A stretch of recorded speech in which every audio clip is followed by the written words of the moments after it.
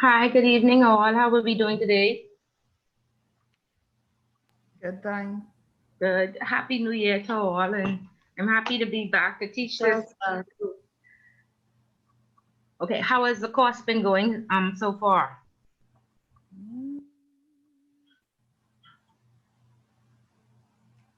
Jonelle? Good thing my mic was mute. You when they had me burst out laughing. Oh,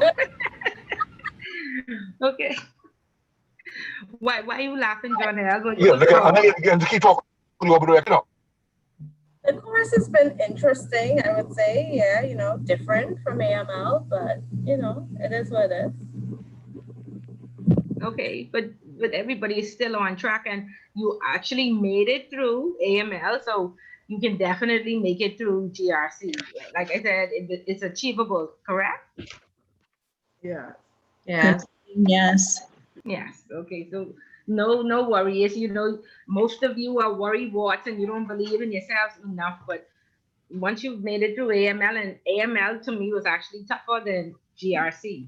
So I'm confident and all of us will make it the whole way through. Ms. Bullard, you're the only one you're the first person who said that so far. But thanks. No, but I actually mean it. I actually got a distinction in GRC. Okay. So that right, and it was just compliance back then, but it was the same thing. So to me, and I didn't do. I had to retake a paper in AML. That was about 10 years ago, and so I always felt that the compliance part of it was much easier. And as you go into your institutions, you will find out that they may hire a compliance officer, but there are two roles. There's the AML side, and then there's the compliance side that deals with, you know, the regulators and policy and procedure and what have you. So from this course, you should be able to determine, would you want to be AML or would you want to, you know, be on the compliance side? Not that you don't need both, but just to, you know, work hands-on and daily. Okay. Okay. Okay, good. So we have 5 weeks together. I went through chapters, is it unit 4 and 5, which is the role of the compliance department and the compliance professional. And by now, all of us should know what our roles are. And then unit 5, which is risk management, is the key to effective regulatory compliance. Now, between those two units, it's 123 or 25 pages, and so we have 5 weeks, so we will cover 20 to 25 pages each week. So for those of you who have already read chapter 4 and ready for a discussion, very good. Who is that? Is that Kim? No, ma'am. Lucia, you read No, this ma'am. entire chapter 4? No, I haven't. No. Hardly. Now, Kim, you're more than 80%. You're to the finish line. How y'all should know what to do and come prepared to all these classes. Yes, ma'am. So what's going on? What's going on? How far along? I'm certain that you've read the first 25. No? What about you, LeVon? LeVon, quiet, she ain't even answering me. Bullard, you ain't changed, you know. I'm serious. Miss Bullard, I'm Pray for me, trying. LeVon. Pray for me. Pray for me. I'm trying, Miss Bullard. I'm trying. Right. So you haven't read these 25 pages? How No, are you ma'am. making it through this course? Miss Bullard, I picked the book up and it was just a lot to do. I back to work, but I know you don't want to hear that, but I would have been read up by next week. Miss Okay. So just do me one quick favor, because I supposed to start the class with this, but I didn't want to start with bad news. I actually had a death in the family that I just got about an hour or so ago, and Boy. I couldn't contact one person. And so can you all just start to read the chapter and give me a few minutes whilst I take a phone call? I just wanted to, I don't want the person to think that I'm not taking the call, but just excuse me and just start to read unit 4 whilst I just take one phone call, and I will be back in about 5 minutes. Okay, Bullard, we're so Okay, sorry. yes. Thank you so much. Okay.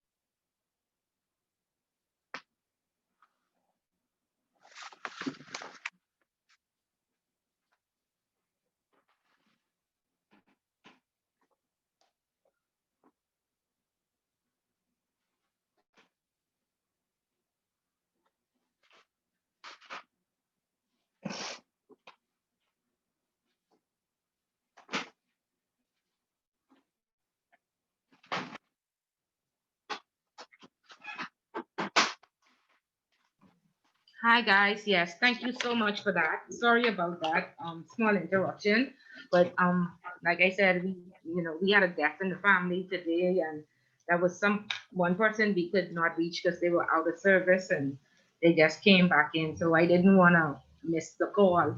So thank you for that few minutes. Okay, sorry to dampen our spirits, but you know,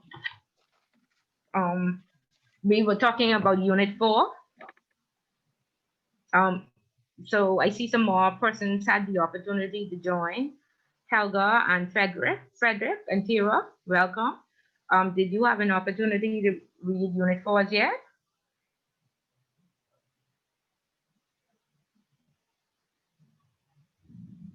Anybody there? Kim, you still there? Yes, ma'am. Okay, so they can hear me. Okay, I guess that answer is no, they didn't No. have the opportunity. Okay, good. What about you, Jermaine? Did you have the opportunity to go through chapters for Unit 4? Not at all, madam. I didn't go through it as yet. So what type of discussion we having tonight, or we just I just talking and y'all gonna fall asleep halfway through and No, hope we got y'all a catch piece of what Miss Bullard say, no, we got a good discussion. We can't fall asleep now. We're in the home stretch now. right? Y'all better don't fall asleep. So what about this question? And at least by now y'all should know which units the question came out of. Have you all seen the question is yet? That's due on May 29th, March 29th. Yes. One yes from Kim, only Kim. I see some initial KMP. KMP, can you identify yourself, please? Miss Bullard, I've seen it. Lavon, I've read it a few times. Okay, and you know which units it comes out of? I'm searching right now, Miss Bullard. Lucia, get us on track, please. Oh my God. No good news out of Lucia either. Lucia, you're in the same position as Jonelle. Yes. Jonelle, save the class. It looked like a little bit of Unit 5 with some of the risk stuff. So I don't know. I skimmed Unit 4 when I was prepping for the last assignment, but I haven't refreshed my memory for this year yet. Okay, so we haven't even looked at this question yet then. I mean, we haven't started We this. looked at it. Yeah, that's about it. Okay, so now I see Katrina. Katrina, what about you? I read some of the unit. I didn't finish. And that's it. So by the end of the week, I should be more prepared. Okay, so have you compared it to the question that's due? No, not as yet. By the end Oh. of the week, I should. Yes, ma'am. So nobody prepared for this class today. And Miss Bullard have stress. Okay, but that's okay. So we're having a discussion. Let me see how best I can pull out of this book what you need to know. Okay, so Unit 4 talks about the role of the compliance department and the compliance professional, which all of us should have some idea of what the roles of compliance is, since we are in a compliance course and we hope to become compliance officers. So we definitely need to know what our roles are. The question is actually taken from Unit 4 entirely. Unit 4, like I said, it's 100. Unit 4 and Unit 5 is 125 pages. We're gonna split it into 20 to 25 pages each session. We have 5 sessions, so please come prepared so we can actually have a discussion and you can ask some questions. I know right after I'm done, you have a class to go over the paper, but that's at the beginning of March and the paper is due at the end of March. So hopefully you will have at least a draft. So when you get to that class at the beginning of March, you can ask any questions that you may be stuck on to ensure that you're on the right track, to ensure that you have sufficient need to, get a reasonable grade. Okay, so please write a schedule or organize yourself so you can be at that point by the time you get to the revision class for the paper. Okay, and hopefully from this these lectures you would be able to get the majority of what you need. So I did make some notes for you. However, I'd probably just be talking out of my head, but today we'll discuss, the first 25 pages of Unit 4, and then next class, by then, you should at least have looked at the question for the first time, and we can discuss it and we can see how Unit 4, is where the question was actually taken from. So it talks about being in an international business and finding out that there are some confidentiality issues and some training issues. And so the basis of the paper, the basis of the answer for the paper is based on training and then data protection, which is the entire Unit 4. But like I say, next week, we'll go through that. So in Unit 4 talks about the role of the compliance function, then the key skills that a compliance professional should have, and then putting in effective compliance structures, and then effective systems and controls. And so some of you would have been in intermediate and intro, and when it comes to the role of compliance, I think we touched on it in intro, where we talked about how the compliance function should have been independent of the business. You want to make sure that there's no interference. You want to ensure that proper segregation of duties are in place. And so you don't have the problem of the checker checking the checker. Because in a lot of institutions, that's a major problem. And we never find out until audit comes in or the regulators come in and, they give us fines or audit notes, or they threaten or even close us down because we, had one person wearing so many hats and carrying out so many tasks. And so, again, of course, we know that compliance makes no money for the business. And so most times institutions do not heavily invest in compliance. And so there is a constant fight for resources and constant fight to put, spend money to put systems in place to assist you, with your day-to-day duties. And so the role of the compliance professional is in a consistent state of change. And that is because, again, resources. Whereas every time there's a new implementation or something new from regulation or something new that has to be implemented into the organization, nobody knows what to do. Everybody goes on the learning curve, and most of the time that falls into the compliance hands, even though we're supposed to be independent and non-operational. It normally falls on us. And one of those tasks is like CRS and FACA, whereas many banks did not. It was the first time about 2 years ago when they implemented CRS and FACA. Nobody knew what to do. Nobody knew,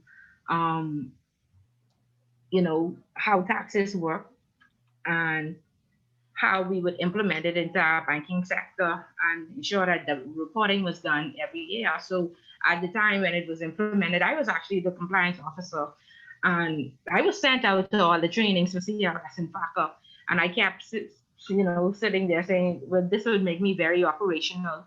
And then if I'm the person who actually is going to carry out this work or do this task, who is going to check me? And guess who was going to check me? Me, right? Me. Okay. So we just want to ensure that if you are placed in in this position, then you know that you are placed in this position, and you at least get somebody else in the compliance department to come behind you and double check, because like I said, it would have been a first time that it was ever done in the Bahamas. Nobody really knew what to do or how to do it. The regulators had about 4 trainings for the year, and one of those trainings was just on how to use their system, how to input it, not exactly what to do. And they kept saying, each business is different. Go out and get a legal opinion, and legal opinions cost $60,000 and $70,000, and they just expected us to know what to do. And even after we would have implemented it, done what I thought we met the deadlines, the various countries, France came out and blacklisted us, and they cited that we did not do proper reporting when it came to the CRS, and so I was very, very, surprised by that.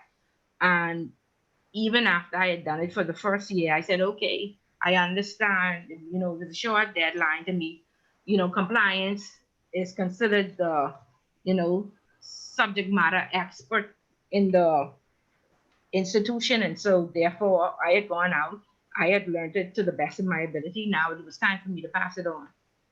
Who do you think was, willing to take on that task in the second year? Absolutely nobody, right? No department. All the department heads, when we had management meeting, pushed back and said, oh, I have nobody in my department who could do it.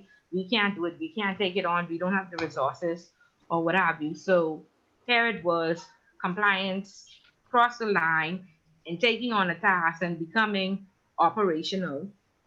And now the company did not want to spend the resources now to establish, because that's what we found, that this particular task would need an entire resource or a staff member to dedicate their full 30-40 hours per week to this task, until we got it under control. And this was due annually, and they just simply did not want to take on hiring or bringing on extra staff. So I was stuck with it for like 2 to 3 years. So you want to be careful, when compliance goes out. I mean, what I would suggest is that, because we are supposed to be the subject matter experts, yeah, we do go out to the training, so we ensure that, the deadline is met or somebody in the institution does learn the task. But from the onset, I would just recommend that you take whomever, that person from that department along with you, and you remain in the position where you can always be independent. So you would take, say, a person from the operations department along with you to the training and let them know that, this responsibility will be like on operations or on finance or on credit or whomever. And you are just there to ensure that, you know, you do some of the project work, get it off the ground, but do not take off on the full responsibility, because what you find is that if the company is not going to spend money on developing, you know, a department or hiring extra staff, that again is left with compliance forever, and then you compromise yourself because now you are the checker checking the checker. Okay, so you want to ensure that um, those departments up front know what their responsibilities are, because everything that nobody wants to do, or every new implementation, or every new I guess policy or procedure that comes out that is, causes a change, um yeah, they expect compliance just to pick it up and run with it, and sometimes you get left with it. So you just want to be careful of things like that. um when we talk about the role of the compliance, we let's go back to our history. Where did we start? How did we get to this? What is compliance? And I think some of you who've had me before know that I said, compared to operations and perhaps HR and finance, compliance is pretty young, just 20 years old, whereas Royal Bank has been around from 1908. So from 1908, they had an operations department, they had a finance department, they had HR. However, they did not have compliance back in 1908.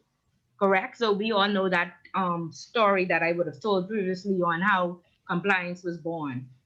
Correct, Lucia? I don't remember. You don't remember? Frederick, you remember that story?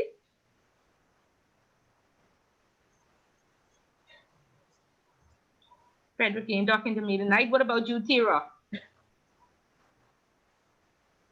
Tira, you talking to me? Okay, let me just tell the story again. Okay, so in 2000, we were blacklisted, and all of the regulatory framework relating to anti-money laundering and terrorist financing was put in place. The 40 recommendations came out, and around the world, implementation, they had asked the world to help with the combat of money laundering and terrorist financing by updating your laws and putting policy and procedures in place to ensure that, the banks and the financial services sector is protected. Again, the Bahamas put in a shell, and immediately we were blacklisted and told that until we update our laws to ensure that we do not support money laundering or terrorist financing, we would remain on that blacklist. So we beefed up the laws a little bit in 2000. So again, 20 years ago, we beefed up the laws, and after we would have, beefed up the laws, we realized that, hey, somebody needs to now manage these laws or enforce these laws in institutions. Because again, if it was just written down on paper, especially in law, not in layman's terms, a lot of persons didn't read, and a lot of persons still don't read. And they definitely, the law isn't written in layman's terms, so you would need an interpreter or a lawyer to break it down and tell you exactly what do they mean and what has to be implemented. And so over the past 20 years, we've grown. We put in a little bit more meat back in, I think, 2001, and we got off the blacklist and we were on a gray list for a very long time. Fortunately for us, the FATF did not enforce. They had some checks along the way, and then they even updated their, 40 recommendations a few times. And fortunately for us, we were able to stagger our approach to implementing and then enforcing these laws. Because again, regulation is expensive. Persons had to hire, or all organizations had to, or financial services businesses had to hire MLROs, and with a minimum salary of like $50,000, and implement training systems, and the whole lot of it. And so the organizations that could not afford it, because again, compliance makes no money for the business, some of them closed down immediately. And of course, we've seen, banking go from what, 20% of GDP now. They say we've lost 17%, so now it's 3%. And so the Bahamas had to take like a staggered approach to implementing all these policies, all these procedures. One major law that was implemented was, again, we were seen as a tax haven previously, and now we have to report on all persons that have accounts with us from all over the world. So that caused a lot of persons to repatriate their monies back home, because what is the point of keeping your money in the Bahamas and paying fees and, and transactional fees and what have you, and wire fees and what have you, when you could keep your money at home, because there's no way to evade the tax any longer. So back in the day, American and Canadian taxes are about up to 35% of the value of the assets that you have on the account. And so it was cheaper for them to bring their money to the Bahamas, pay the $75 for wiring fees, pay us $3,000 a year rather than 30%. And so that made us very attractive. And so here it is now, we put a law in place, so you can't do this anymore. And so that's where you saw a lot of offshore banks closing down. Even on the retail side, a lot of branches closing out, a lot of businesses looking for ways to outsource just so they can, manage the cost of regulation. Okay, and so that's where compliance comes from, and that's what our role is. All of this policy, procedure, all these laws that are in place, we are to train the staff and ensure that they understand, and then we are to enforce. And so that's why we cannot be operational if we are, enforcing. We can't, like I always say, the checker shouldn't check the checker. Okay? And so because a lot of businesses do not want to spend so much money, they always try to find a workaround So where they couldn't get licensed without having the MLRO on staff, they found other ways to, get their work done, in a work a roundabout way. And this is why almost everything falls on compliance, because we make no money for the business, and we are one of the most expensive departments in an organization. And so this didn't only happen in the Bahamas. I think I told you I spoke to somebody in Switzerland who said, and they were at the Swiss authority, which is like the central bank in Switzerland, and they said we had about 10 years ago, we had 250 banks and trust companies. Now we only have 50. And almost everyone that have, they give them an exit sheet or a closed out sheet. And the reason is because the regulation became too expensive. The systems that needed to be input, the training that was required, the sales did not balance it out, and they just, closed out. Or a lot of them were fined because they still tried to operate and not, put all this policy and procedure in place. And so that caused them also to, get fined or shut down by the regulator.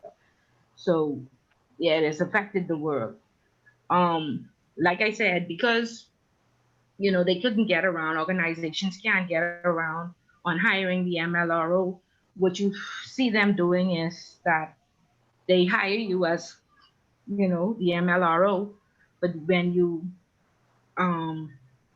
get to your role, they give you a job description, you find out that you have to do AML and compliance, which, like I said, it's depending on the amount of customers you have in your institution.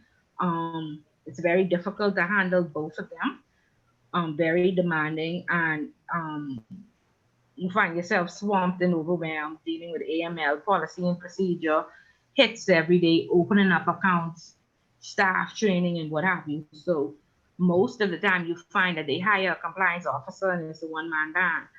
And they then say, oh, you can have an assistant. But again, you need two senior persons, one for AML, one for compliance. Another way they've tried to beat that system is that they say, okay, your compliance and AML, and then corporate governance also falls under you. And again, that's a very hefty position to deal with. Then they want to add risk. And then if they don't have legal on staff, you then become legal. And so years ago, both Central Bank and the Securities Commission saw that, this was happening. And so, of course, we know that the compliance function is an improved function. And so therefore, a part of that approval process is that you send the job description of the compliance officer, and they want to make sure that that one person or that individual isn't overwhelmed. And I think in years past, a lot of persons made or MLROs complain that I'm swamped. In fact, I think I told you all the story too, where we went into one of these Fortune 500 companies to do an audit, and we saw, we audited the compliance department, and before we even started, we had to say, we cannot continue this audit because you have one person filling 5 hats. You have to remove some of these off a desk today. And you have to they had to hire 3 additional persons to just assist with that one person who was in the compliance department wearing so many hats. And so the Securities Commission has a guideline on the MLRO and being fit and proper for the position. And one of their stipulations is that the MLRO can only wear a compliance hat or only have that compliance. He is to have no other function other than being the MLRO in compliance, because that's how serious it has, become. They had to put it into their guideline. Okay, and they had to insist that when they approve these positions, you want to ensure that all these functions, legal, risk, compliance, AML, MLRO, all these hats you are not wearing. Okay, and so sometimes in organizations there are staff shortages, or you do have to lend assistance. And again, like I say, most of the time, if there's no relief pool or what have you, they do look to the compliance department for assistance. And so you can lend help for a short period of time. If the corporate governance person goes on vacation, fine, for 2 weeks, you could do it for 2 weeks. But we are not saying it just being for vacations. It's your entire job, there's nobody else. So you want to be, careful with that. Okay. And so the book talks about the constant state of change and how we have evolved over the years, and having good communication skills and having the ability to lead and manage and influence and facilitate, having IT skills, and being able to learn quickly, and all of that is very critical to the position. It says that managing change is often overlooked, but it's a key skill. And for those of you who were, I guess, in a financial institution, if you could think back just prior to 2018, before all the laws changed, again, that the FATF came in, and the IMF, and they did their reviews and what have you. And they saw that, a lot of, we were deficient in the 22 of the 40 recommendations. And so all of those were updated. And I think we are largely compliant now, and most of them were corrected. But in correcting them and adding the need and making sure that everybody was licensed, it called for more persons to monitor and ensure, more persons to train, more persons to enforce. Okay, so we would know, and I again talked about this before, we see where, the FIU was revamped, beefed up. They hired a number of staff to assist them with any STRs and the filings, and I see they offer a lot of trainings now. The Securities Commission and the Central Bank created an entire analytics departments, where they now have a hands-on approach with all their supervised financial institutions. The Compliance Commission is established now, and it manages the non-financial businesses, what are the accountants, the lawyers, and the real estates that have the corporate service providers on. So all of that is out of enforcement now. The law is being updated, and so all major changes took place in 2018. And even though some of the laws were already on the books, they just weren't being enforced. So now, of course, it's being enforced, and so that's why the change, like they say, is often overlooked, but it is a key skill. You have to manage the change. Imagine you have 30, 40 persons, and some institutions have 500 employees who would have done something a certain way for so many years. And I think a lot of the credit unions got, caught up in, we've always done it this way. We understand now that we're no longer, I think, regulated by those bodies that used to regulate them, that didn't really enforce. Now we are regulated by the central bank, and these things have to be done. And so there were deadlines, like with risk assessments and various, FAC and CRS reporting and all of this. And some institutions, did not take it seriously. They said, oh, we don't have the staff. We definitely don't have the staff with the knowledge, because what they had, most of them had done was, whomever had been in the position long enough. Oh, Ms. Bullard been here for 25 years. It's her time to be promoted, and we just need to push her into compliance. And so some people got pushed into compliance. They didn't have the knowledge, they didn't have the training, they didn't have the experience, and they just got left. We're trying to figure out how to make things work or just get the job done. And so, they learned some lessons from that didn't work in everybody's favor, because they weren't able to meet the deadlines. And so they got very large fines. And unfortunately, some people who were very innocent even suffered, the consequence of them getting those fines. Okay, so you want to ensure that we don't get caught in this position where we get, a position because we just been there the longest and we don't have the key skills that are needed. We don't understand how to manage change. We are not in class trying to upgrade ourselves, but we like the fact that we are being promoted. Again, today, back in the past, it worked.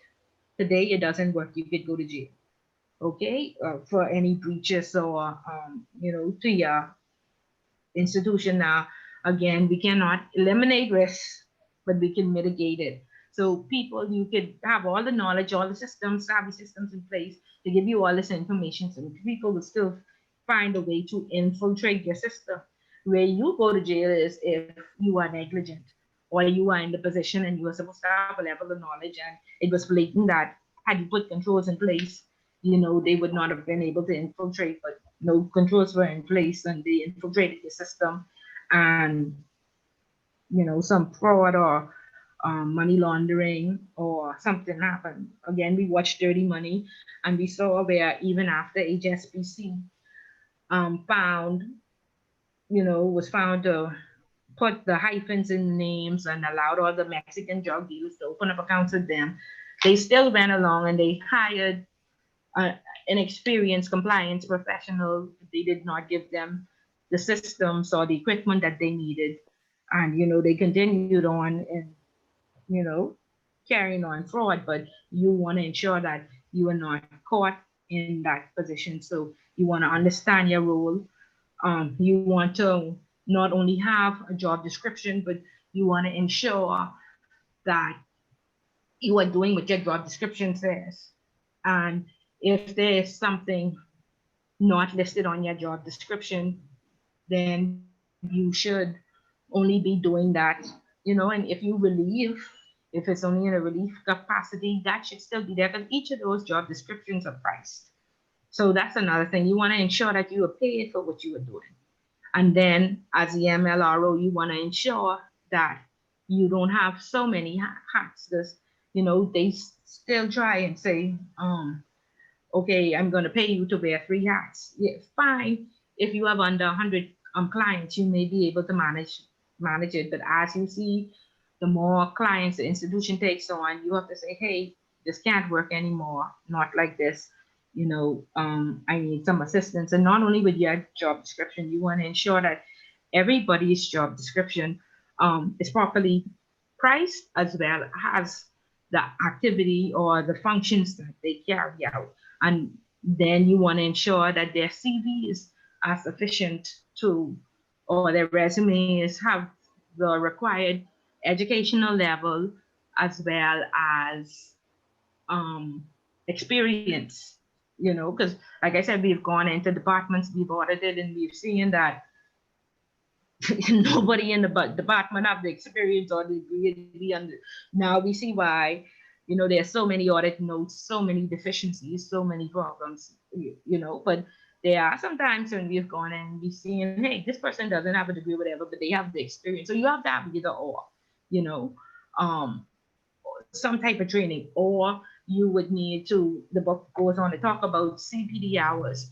You need to ensure that you attend the seminars and attend any industry briefings or updates or whatever that's applicable to any department within the organization. And so if there's something that the regulator has on about credit, you ensure that the credit professional or the head of credit goes out. If it's finance, you ensure that they go out.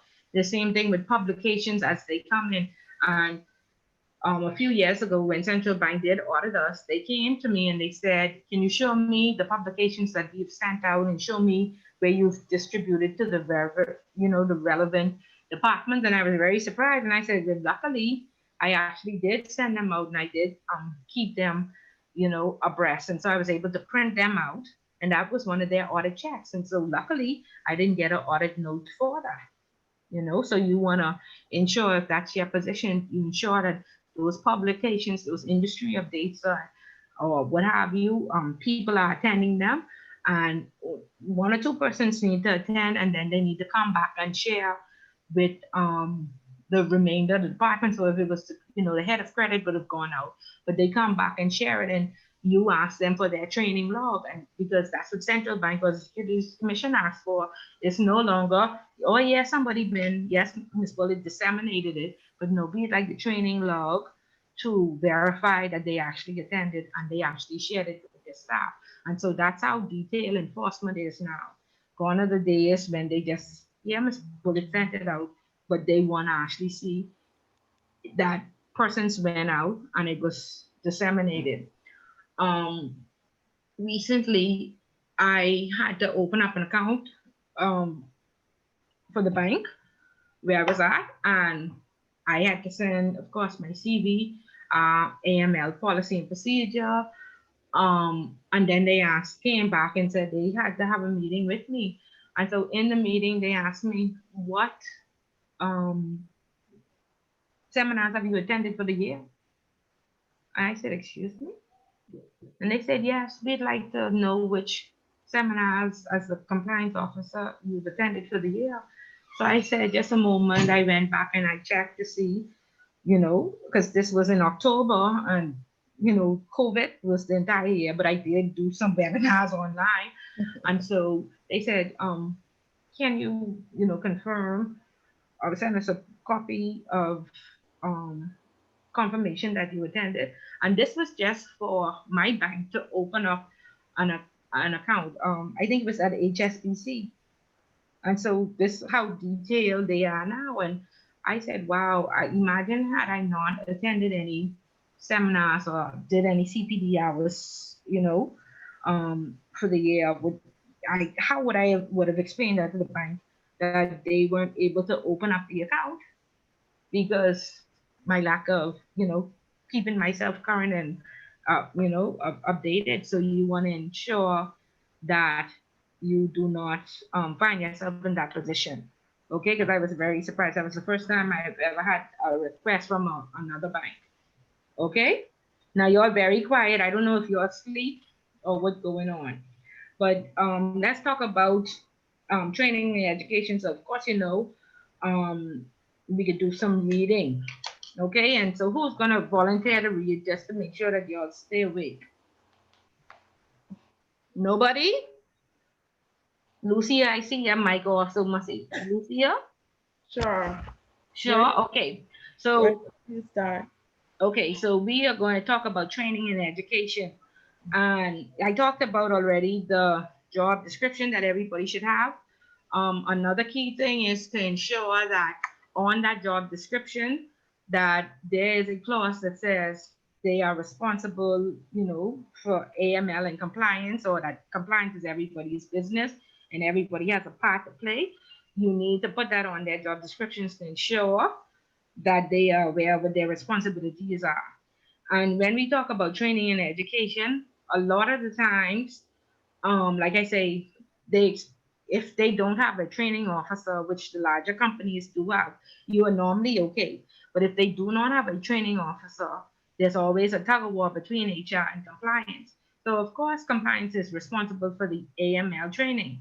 However, you would find, in my experience, I saw finance was coming to me and saying, well, a part of my finance training entails AML, so you might as well do the whole thing. No, you have to ensure that the managers are on board, even not only with training and with policy and procedure, that they add, they are the subject, they are the experts in terms of any training for finance, any training for credit, any training for HR, and any policy and procedure that has to be updated. So you want to ensure on senior management's job description that they are aware that, they have a part to play, and their responsibility is that, they put the meat in and you just review it, or you ensure that from, you add to it from the compliance aspect, and then you're making agreement. A lot of times we see that, that falls into compliance lap as well. So you want to make sure that all the managers are on board, even in the very small institutions where they do expect everything to be done by compliance. You want to ensure that, or, all those, what do you call it, job descriptions, what they sign off on, that they are aware of their, compliance responsibility as well. Okay, so the book goes on to talk about training and education. And of course, we learned in intro and intermediate that training is a what, Kim? What type of requirement? Kim, you there? I listen in. What type of requirement is training? Statutory. Sorry. Statutory, very good. Okay. Okay, so that means it is required by law. Okay, and so we just want to look at, again, because our paper is about training and data protection and confidentiality, which laws in the Bahamas, because the book will go on to talk about UK law and what have you, but for the purpose of your paper and put this in terms so we could understand what the Bahamas requires of us. We know that there are 5 statutory requirements and training is one of them. So we get that statutory requirement. It comes out of the FTRA Section 19, and then the Financial Intelligence Transaction Reporting Act, Section 6. Okay, so I'm going to put those up on the screen just so that we are familiar with it and we want to see what it says. Now I guess share my screen. Okay, so this is, let me go up to the top so we could know exactly what we're reading. Okay, and so, oh, that one is the proceeds of crime. Okay, so down to the bottom, proceeds of crime, please end. Okay, no. Okay, right here. So the Financial Transactions Reporting Act 218. And so we are all familiar with the acts now, right? And we would have seen them because we would have been quoting pieces of the acts in our papers and what have you. So the FTRR 218, and we want to make sure that we don't make the mistake of using the old act and we use the correct one. So remember, I said the easiest way is to look in the table of contents and see what it says. So on the internal controls, it says financial institutions to develop procedures. Okay, so like I said, sometimes it won't take training, but if you go down, so you all should record this, section 19, Page 24. page 24, good, right. So, and then it's section 19 of a couple parts. So 24, okay, gone too far. Yeah, so part C3. Okay, so we can just read this so we be familiar where in our laws does the statutory requirement of training come from. So just read section 19 for us, please. Okay. Financial institution to develop procedures. 1. Every financial institution shall develop and implement procedures for the prevention of activities related to identified risks. 2. The procedures referred to in subsection 1 shall be A. Approved by senior management and be monitored and enhanced as necessary, and B. Appropriate to the risks identified under section 5 or by IRF steering committee. C. Proportionate to the nature and size of financial institutions' business, but should at a minimum include 1. Internal policies, procedures, and controls to fulfill the obligations pursuant to this act. 2. Adequate screening procedures to ensure appropriate and high standards when hiring employees. 3.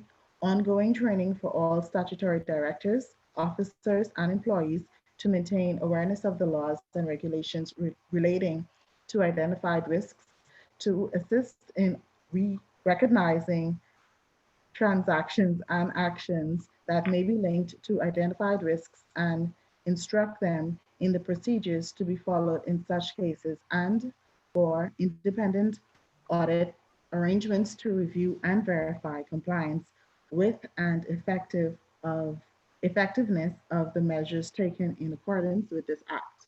Okay, so of course your paper is going to ask you choose a jurisdiction of your choice, and it goes on to talk about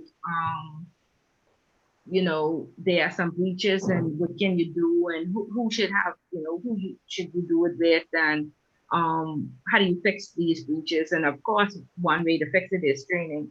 And so, of course, I guess in the introduction or somewhere in the paper, you can say there's 5 statutory requirements. One is training. Section 19 of the FDR states this and blah, blah, blah, and go on. So this should help you in your introduction. Okay, outside of section 19, this is, which page is this?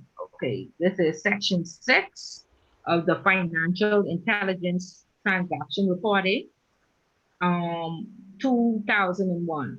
Okay, read section 6 first, please. Okay. Financial institution. Section 6, 2, sorry. You don't have to read all of that. Yeah, 2 and 3. Okay.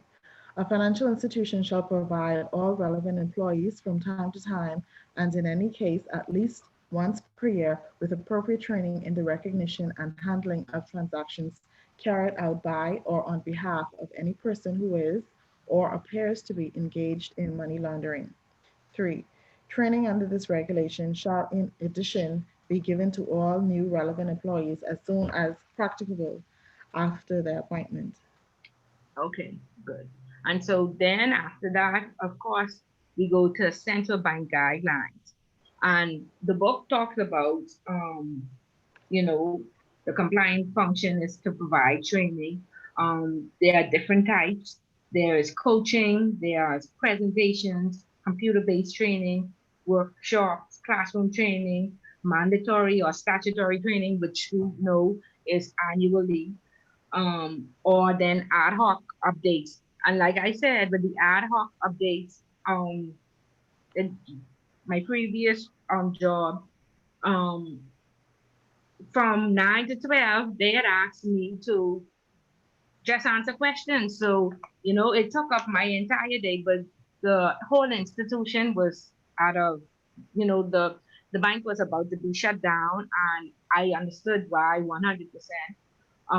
The staff were not very trained and they were not very educated, and they heavily depended on compliance. And so what I had to do is establish a generic box where I said, just send your request or your question to compliance, and we will respond to you within 48 hours. And then I gave them meetings, and there were so many questions, almost the entire job. They didn't know what to do or how to fix it or what to do. And so I had to schedule between 9 and 12 just answering their constant questions. And so instead of educating them annually, every 3 months, we had a training program just so they could, start to take on some of the responsibility, because really compliance should not have to shut down for half a day to answer questions. And I even had to put, like a format, you out of the credit department, please tell me what policy you was, that you would have read. Come to me with with some information. A lot of times they just showed up and say, this is our policy. We don't know what to do. I said, did you read the policy? No. So try and encourage your staff to, compliance is everybody's job. If you want help, don't be so heavily dependent, on compliance. And that was just the culture of that organization. Nobody wanted to take on the responsibility. Nobody wanted to read, and it seemed like senior management was fine with that. And so, we had constant trainings with senior management, and then luckily the central bank had updated their board engagement policy, where they said the board now had to be trained, because before it was just the staff and senior management. And so they implemented and enforced that the board must be trained annually as well.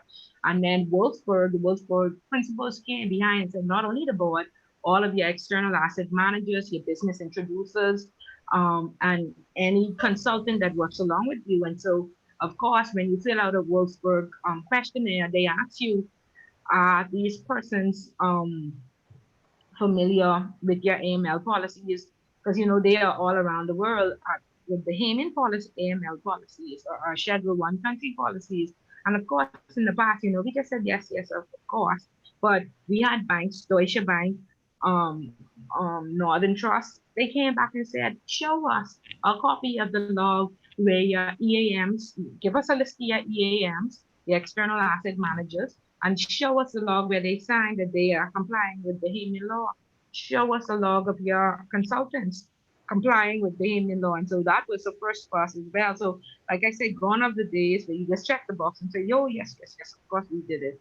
You actually have to do it. So y'all be better than me and ensure that y'all do it the right way. Make sure that everybody's trained. It's January now.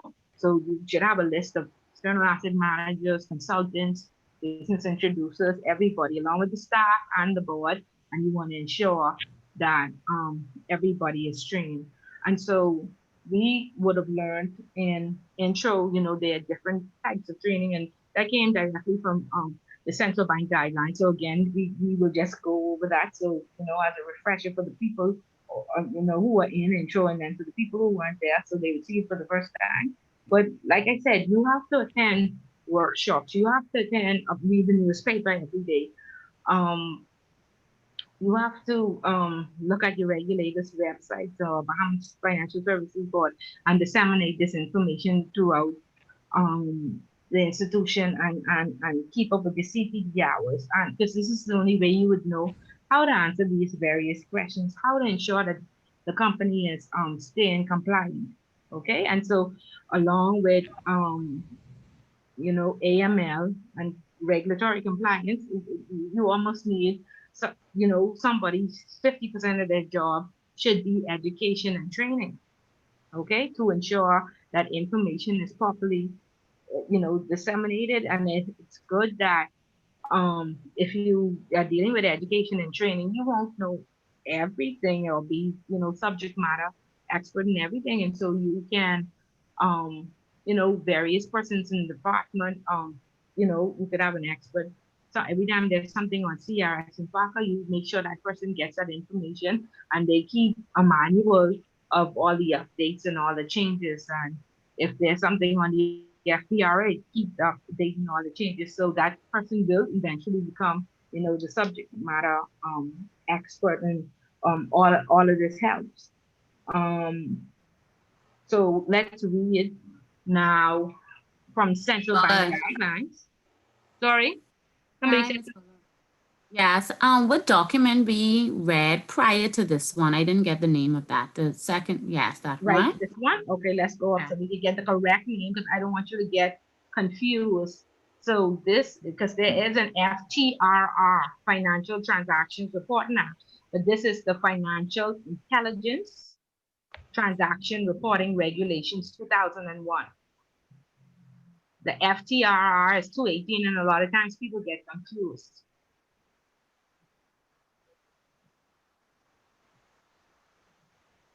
Okay, and so let me go back to the central bank guidelines, and we go, okay, so this is page 66. Let me go to the framework. Let me see. Okay, see that 8, and the third one is the FTRR that you don't want to get confused with. So section 19 came out of the Financial Transactions Reporting Act 218, FTRA. And section 6 came out of the Financial Intelligence Transaction Reporting Regulations 2001.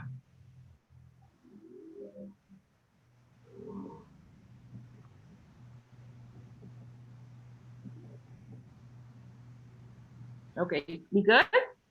Yes. Okay, good. And then of course, this is the central bank guidelines that I always say we use as our Bible. And we are going to scroll down, of course, to the table of contents, and we are going to look training, where's it listed, all the way to the bottom. Where is it?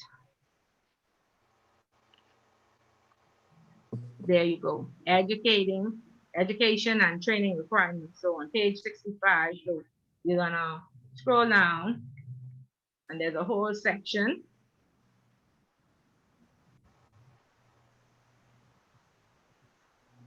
Because when we train, we want to be relevant. We don't want to have the same AML training that we have every year. Money laundering is layering, placement, integration with terrorist financing, A, B, or C. So depending on your newcomers, if you have newcomers, of course, you would go over that with them. On new employees. But if we have second year or third year employees, or we have employees in various, at various different levels, we want to ensure that, we don't just offer the same recording every year or the same training, and according to their level or according to what is happening in their departments, we want to offer specific training. And so this just gives you a guideline of who should get what. Okay, so thank you. Who was the first person that read? Me. Who's me? What's your name? Me. Yeah. Sorry? Thea. Tia. Okay, thank you so much, Tia. No, because I can't see. I'm really technically savvy. I have a share, so I don't even know who. Okay. So can we have a second? Okay, pulling up now. Can we have a second person to read the education and training programs? Hi, Ms. Bullard. Hi. How you Who's that? doing? Frederick. Frederick. Okay, Frederick. Great. Thank you so much for volunteering. Oh, no, I was just apologizing for earlier because I was trying to get from work and my phone's hooked up to my car, so I was trying to reply, but it wasn't working for me. Okay, good. So you can make it up to me by reading. Yeah, I hook up now and I'm ready. Okay, excellent. Okay, so just read so we get an understanding. And the book basically tells us the same thing, the different stages of training. So this is directly from our central bank guidelines. So of course this is going to be beneficial because more than likely you would pick Bahamas as your jurisdiction. So in your paper, you know already where to go and get this good information. Okay, so go ahead, Frederick. Okay, education and training programs. Timing and content of training for various sectors of staff will need to be adapted by individual institutions for their own needs. The Financial Intelligence Transaction Reporting Regulations 2001 provide that at least once per year, financial institutions must provide relevant employees with appropriate training in the recognition and handling of transactions carried out by persons who may be engaged in money laundering. The following is recommended: new employees, general information on background to money laundering and terrorist financing, and the subsequent need for reporting of any suspicious transactions to the MLO should be provided to all new employees who will be dealing with customers or their transactions, irrespective of the level of seniority within the first month of their employment.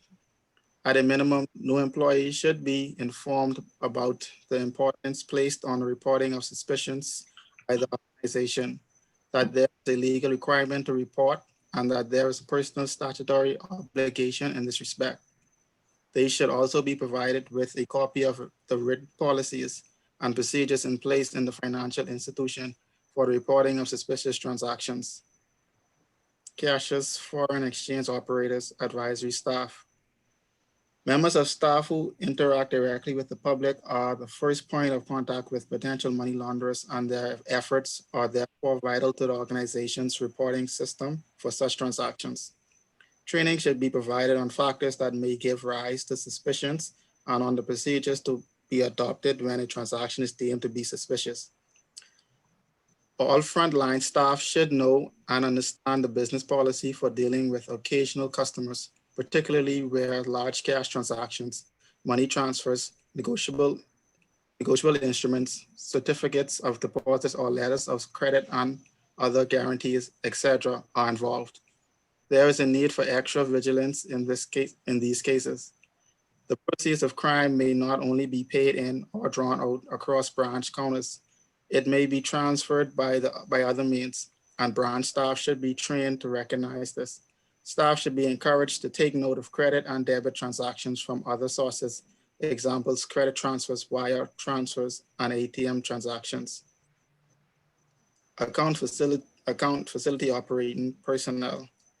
Those members of staff responsible for gone too far. Oh, sorry. Those members of staff responsible for account facility opening and acceptance of new customers must receive the basic training given to cashiers or tellers described above. Additional training should be provided in key areas, such as the need to verify a customer's identity and the SFI's account opening and customer client verification procedures. They should also be familiar with the SFI's suspicious transaction reporting procedures. Okay, and the acronym, and again, that's another thing when writing policy and procedures, you want to ensure that you don't use jargons or abbreviations without listening. So earlier in the policy, you'll see that an SFI is a supervised financial institution, just in case, you know, we were not familiar. Keep going. Yeah, keep going. Administration / operations supervisors and managers. Those with responsibility for supervising or managing staff should receive comprehensive, higher level instructions on all aspects of AML / CFT procedures.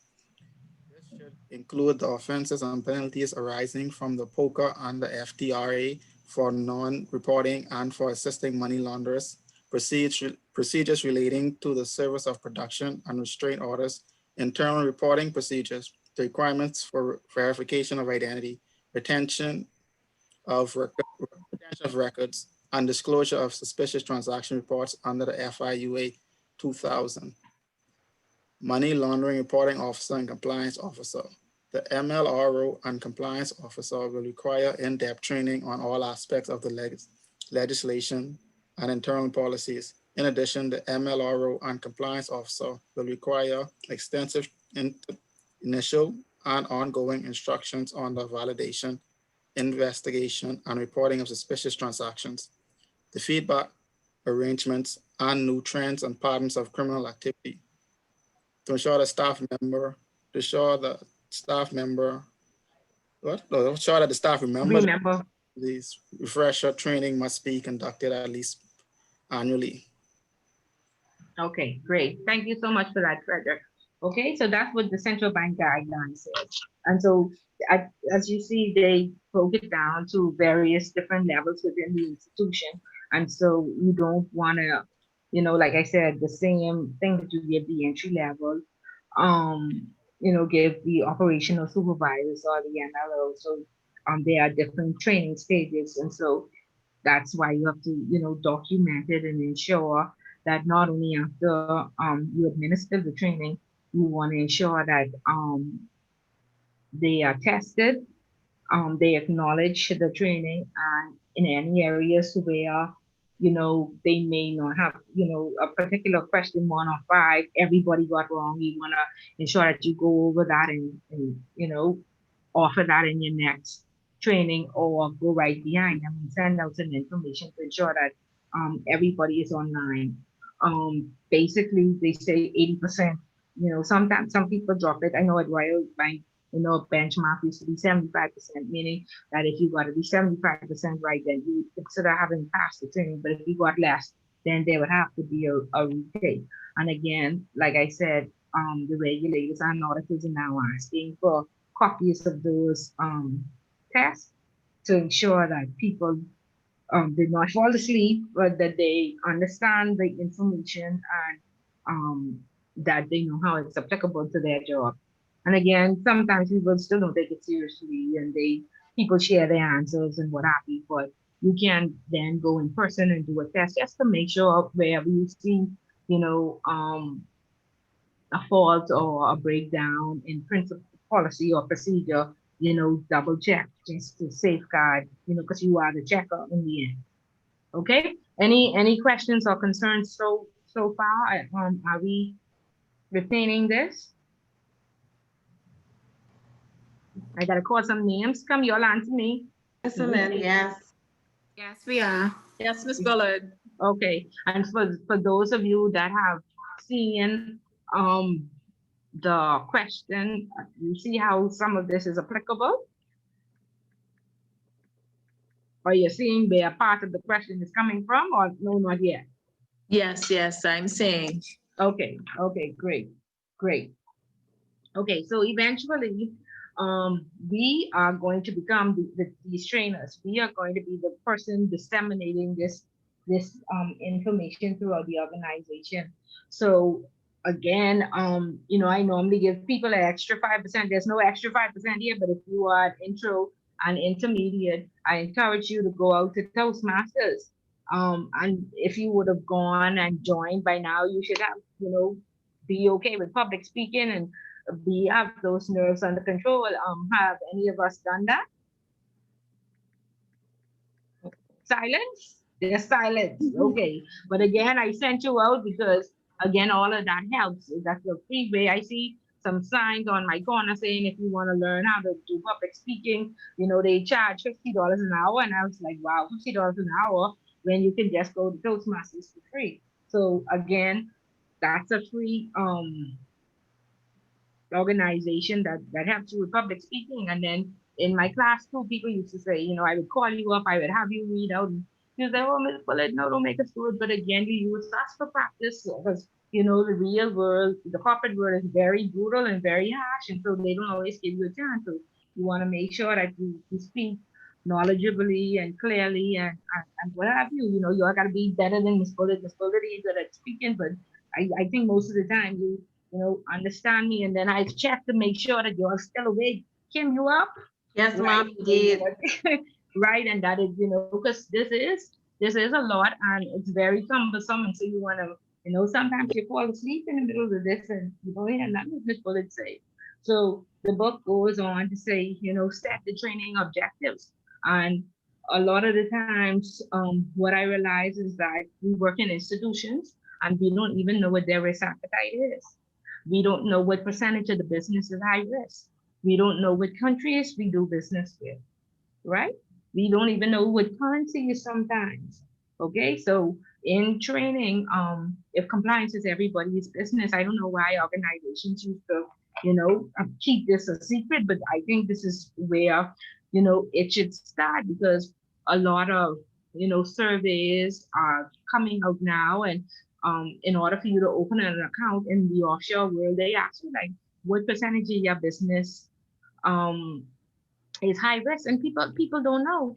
And then they say, to which high risk countries do business with, and this company, they filled out an account opening form, and they said, we have no high risk accounts, but we do business with Venezuela and Russia. So then I asked them, send us a copy here. How do you risk rate your clients? Because how you haven't been doing business with a sanctioned country and in high risk? Just alone that it's sanctioned, You have PEPs. 15% of our business are PEPs, but none of our accounts are high risk. So immediately you pick out these red flags, and then the account officer that accepted that form, either he didn't read it, or again, he needs some more training, because he obviously, three red flags. So you want to ensure that persons understand how your business works, what your appetite is, what products and services you offer, what products and services are high risk, which countries are high risk when enhanced due diligence is required. So you want to ensure that you go through all of that with your staff members, so they don't go out there, and especially the salespeople, they convince these people, oh yes, it's not going to be a problem, you can open up this account, and there are so many red flags. Okay, so you want to be careful with that. Okay, so the book goes on to tell you, be more conversational, avoid lecturing, explain the reasons why. Do not simply train in a process or a system. Instead, provide some examples or context and enable the audience to understand the background. Make the training session relevant. Get audience participation. So I know you're like, oh, Ms. Bullard always saying to read, right? Because I want you all to be engaged and to participate. Use visual aids whenever possible. Because again, this, I noticed that a lot of people from my other classes, they don't like to be on the camera. I don't like to be on the camera. I like that I'm at home, my hair in comb, I in my night dress, and I can teach this class, right? I like that. So, but I guess you all didn't even listen to me. That was good. But anyway, make the training fun. If the trainees are enjoying themselves, they will pay greater attention. and they will be engaged, and they will retain some of the information, and then they will actually do good on the test.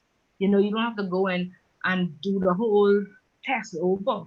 And something that I learned years ago, you want to ensure that even the most difficult persons in your organization, you have some influence over. They don't have to like you, but they have that respect position. And so you want to ensure that, you know, you have sufficient knowledge to share. And there's a little acronym that we call CUBA. You first go out and you get the knowledge, and then you share that knowledge, and then you ensure that the people are engaged and that they understand. Once they understand, you will get them to believe in what you are saying, believe in it's good to read policy and procedure. It's a good culture to share your knowledge. It's a good culture to do things the proper way. And then they will actually do things the proper way. They will actually read the policy and procedure before they come and say, well, how you do this and where you do that. Or they will read the book. They will, you know, do the leg work so you could help them help themselves.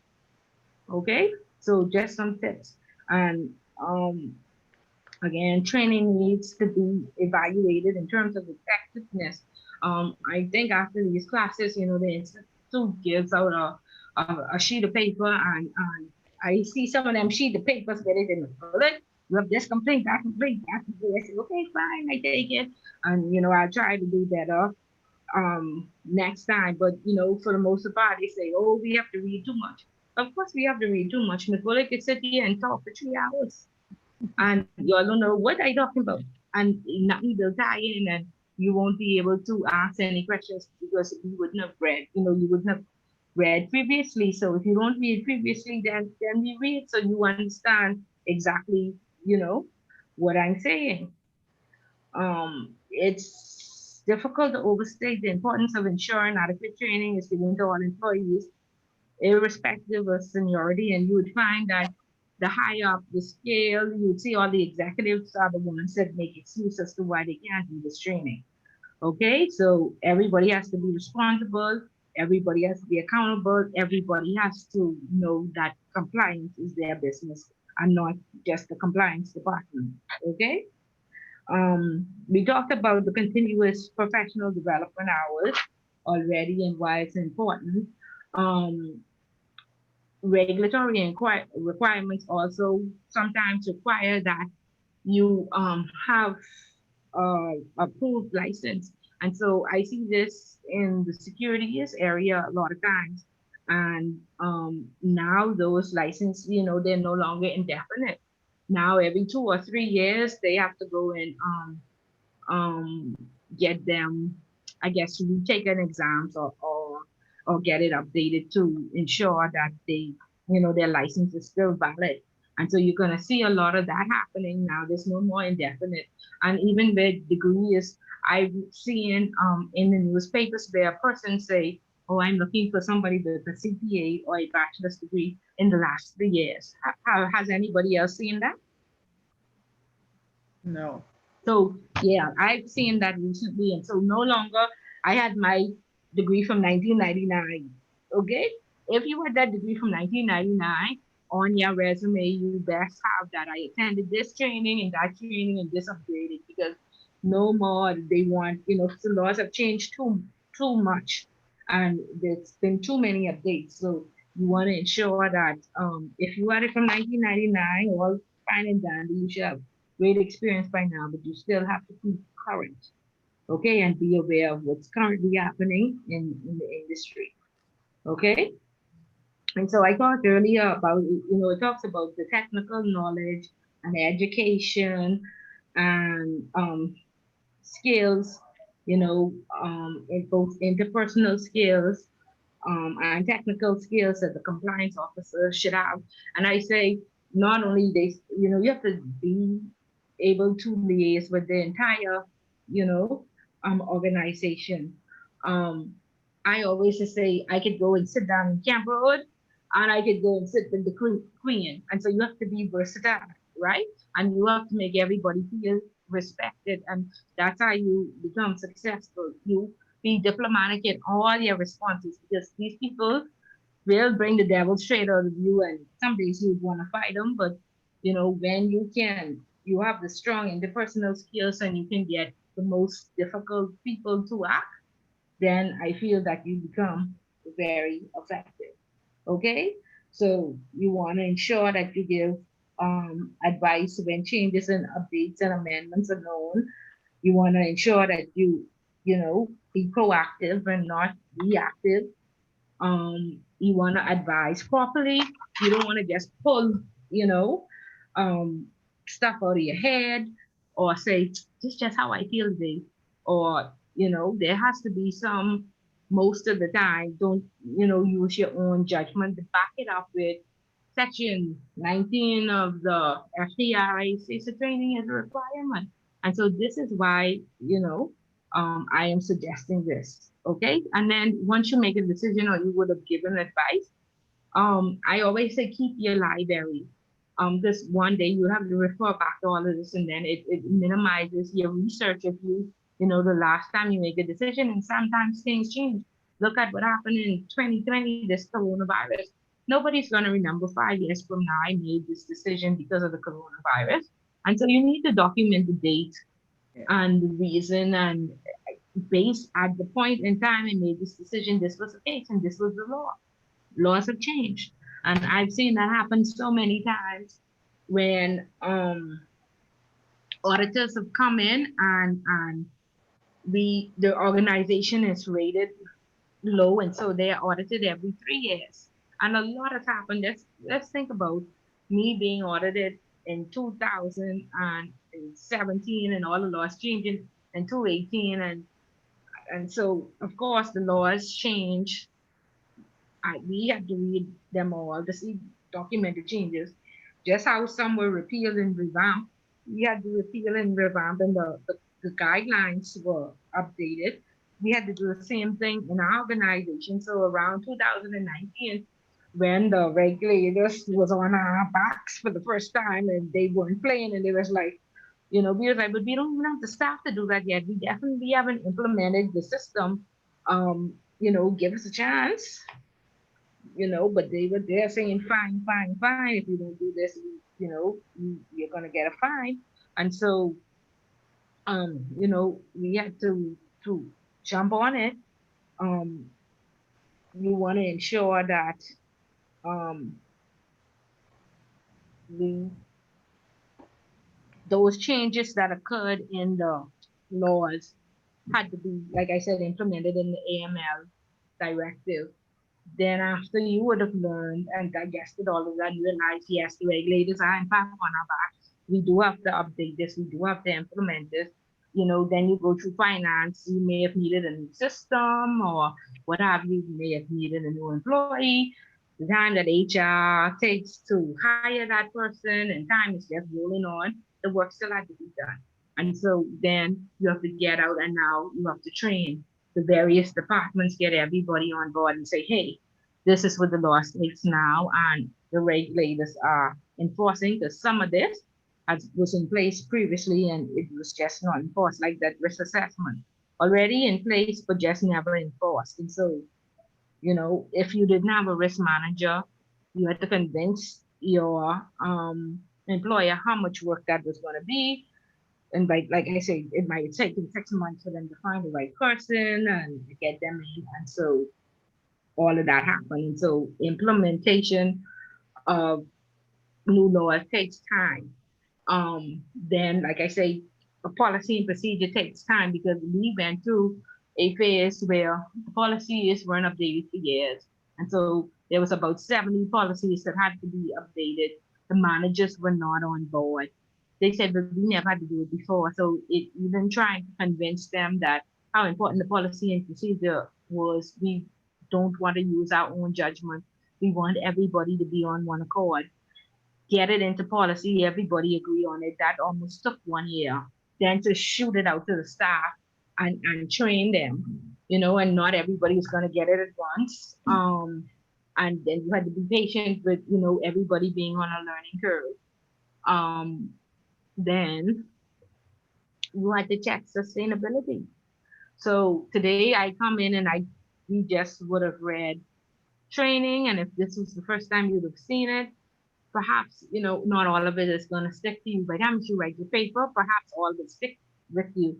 And so normally you can teach somebody something, and a habit takes 21 days to break. So if they used to do it the old way, the new way now takes 21 days for you to remember that, hey, you have to do this the new way. And then sustainability is 90 days. So you normally check sustainability 90 days after you would have first said, this is the new policy and procedure.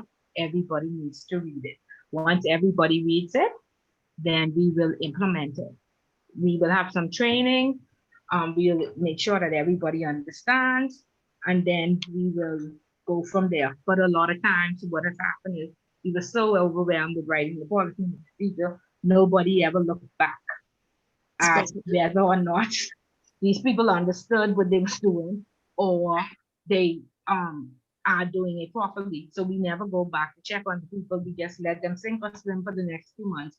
And then when audit comes in some year later, we find out that they never did it properly, but we never checked back. So that is what happens. So we don't just sit down and have these long conversations for 3 hours. We have to actually go back and check and like have a hands-on approach, because now the regulators have a hands-on approach to us. Okay, and then after you would have trained, fixed all the issues, then Excuse me, Ms. Bullard. yes, go ahead. I just wanted to, I think a lot of the firms are very much like this firm in question. New things are put in place. There's no follow-up to ensure that everybody understands, or you're afraid to indicate that you don't understand it. And the communication is so poor, so everybody goes on, the new thing is introduced, you don't clearly understand what's going on, and then, stuff happens. Right, and so we are to a point where we have to stop the stuff from happening. We have to be able to speak up, right, to our I guess superiors or to our trainers and say, no, I don't understand. No, I need more than just one day in training, and then you expect to implement a whole new process. No, I need you to sit with me for a week.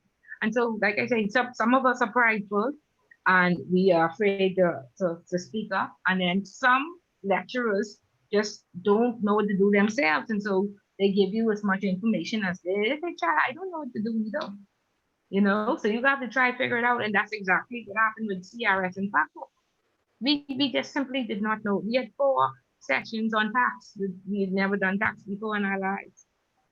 And then the companies didn't want to pay for the legal opinion. And so basically we didn't even have anybody else. We didn't have anybody to help us. In fact, a new law again just came out and nobody knew what to do. And they just simply said, get that legal opinion.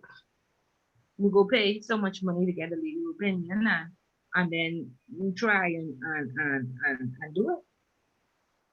So yeah, we got to fix that. And that's why when we become the trainers or we become the compliance officers, we want to have the awareness. We want to be properly trained and go out, and even when we assess other departments and their training needs, we want to say, have you checked sustainability? Have you gone back and have you done an audit? Have you seen that Ms. Bullard didn't only do it right for the first week and not go back to the old way? And that's how when audit comes in, there's no big breakdown, or this is not the first time we actually identifying that an issue is occurring, right? So we need to do reviews. And we need to be helpful, and we need to be able to, stop pointing the finger and move away from being the boss and do what I say versus being the coach, being the mentor, and being the trainer. Okay, we have to watch our tone. We have to have the right skills. We have to be compassionate and realize that we're working with human beings. And then we have a lot of persons who've been in the position for 30 years. They're interested in doing this how we always did it. We did it manually. I always say that I'm not technically savvy, but I can't say I'm not going to use the computer. I can't say that I'm not going to do Zoom. I had to learn, And so we have a lot of pushback from, learning a new way. And then people too are afraid, like they don't feel relevant. So they know that it's a new way, it's more efficient, and it's going to fix the problem. However, I used to take 10 hours to do this, and now I only take 5. That's less pay for me. So there are a lot of contributory factors, and whilst businesses, they just trying to cut costs. They're not concerned about this person and how we want them to buy into this new, implementation or policy or procedure. But this is going to affect their livelihood. So is there a balance? Can we strike a balance? Can we even consider how this is going to affect them? Because obviously, the international standards, when they came in and they pushed all this regulation, they didn't realize that the HIMs were gonna lose jobs, and implementing all these rules and regulations were gonna be expensive. They just said you have to do it, and so that same attitude of you have to do it, we don't care how it affects the human race.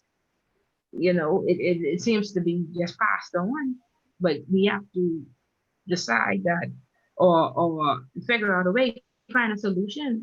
I just spoke to somebody the other day who was saying, oh, I have so many problems and I finally got it cleared up. And this has been an ongoing problem for years. I said, yeah, but you clearing up that problem took jobs away from Bahamians, and unemployment is 40%. So in actuality, you may be effective on one end, but ineffective, you made a larger contribution, because in your cleaning up that area and making sure those people not do what they were doing to make money for their families, you added to the unemployment rate. You should have found a solution, and that's what we're not doing.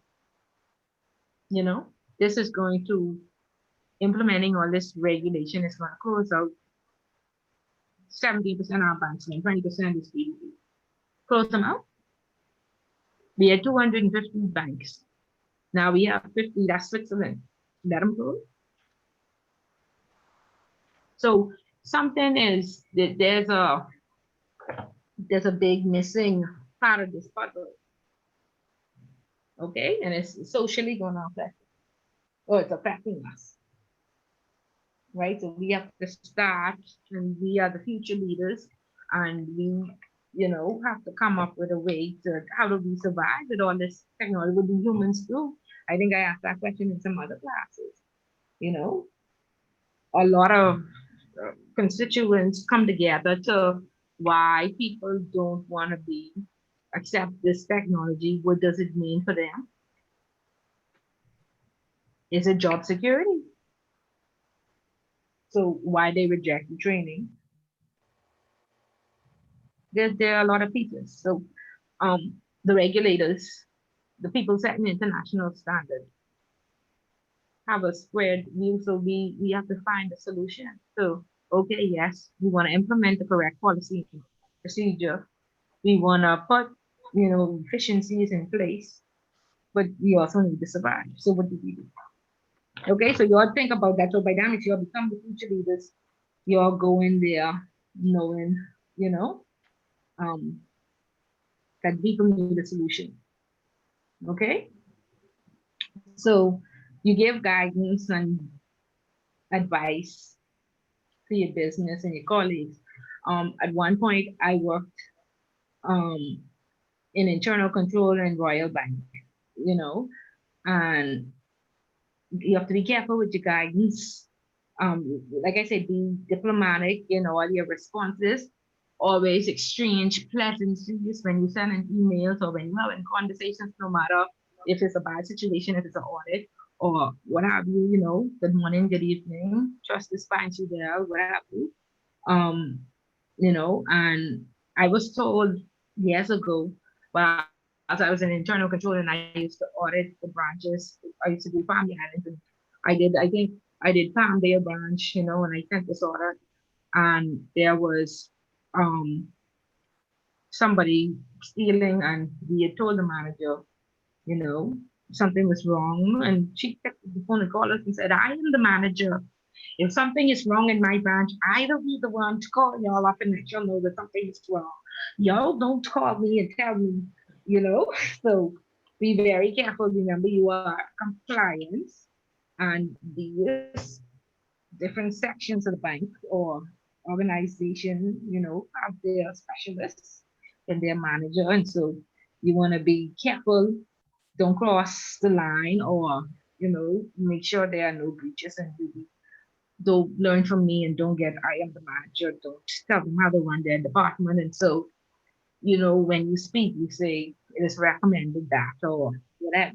So you could ensure that, you know, these people don't feel like you come to take their job or take over. Okay. And compliance is a consultant. Consultancy can be proactive and reactive, but you want to ensure more proactive. We know what the policy says. We want to train everybody up front. We cannot eliminate risk entirely.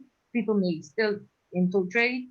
And so if you want to be proactive, you know, you bring to life the cultural values and messages required by the board and senior management. You help the business to anticipate the impacts of regulatory change. You have products and services areas designed compliance with regulations into new products and services. You enable the compliance function to add value as a key component of controls framework to deliver strong governance to the company. If you're going to be reactive, which most of us are, you respond to issues identified in the regulators' outputs from audits or reviews. You help to arrive at a compliance solution to reduce solution to risk identified through monitoring activities, conducting investigations, and what have you. You manage relationships with the regulators when called upon to do so in response to specific situations which require technical or specialist support. Okay? But of course, we want to always be proactive as best we can and avoid, you know, we do our own internal review. Shouldn't be the regulators coming in and for the first time, we didn't even know we was having this issue or this breach or something wasn't done properly. Okay, so we can check based on the regulators' requirements against our policy and procedures and to ensure that, you know, everything is covered. And this is why we have the legislative matrix that tells us, you know, all of the requirements. And I saw at one point, we hired Deloitte & Touche to, you know, come in and they charged us a whole arm and a leg to review our AML procedure and tell us that you know, any deficiencies or anything should be missed. But basically, if you go right through if you have a table of contents and the regulator has a table of contents, you just, you know, check to make sure you covered all the bases based on, you know, your risk appetite and the products and services that you offer. Or if your company is willing to spend the money, then by all means, spend the money and, you know, have them check it. Okay. So we are going to talk about monitoring and reporting to give assurance.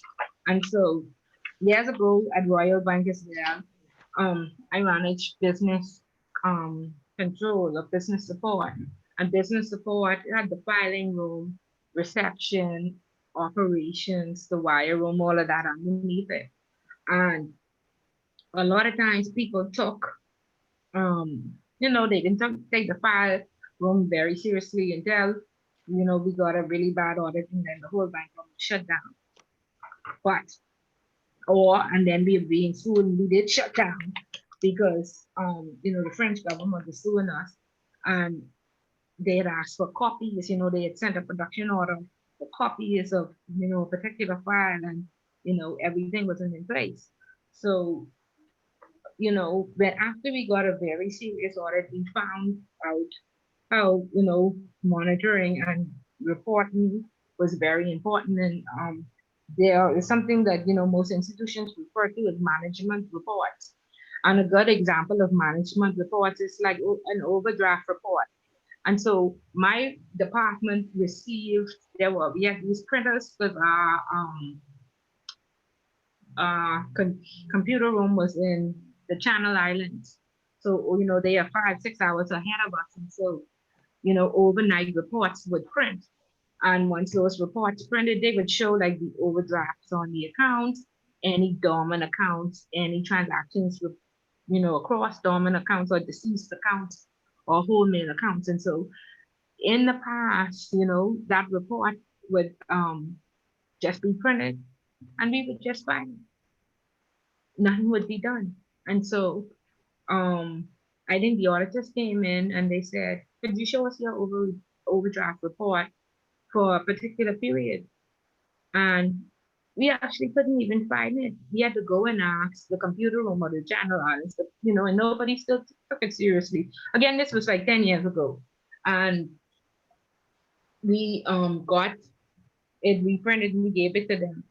And so they gave us all sorts of notes. No initial is on it. There's no indication that anybody checked or an account was on there more than 40 days overdrawn or what happened. And they wanted to know exactly what happened with this report. And so we said, when we get the report, we just print it.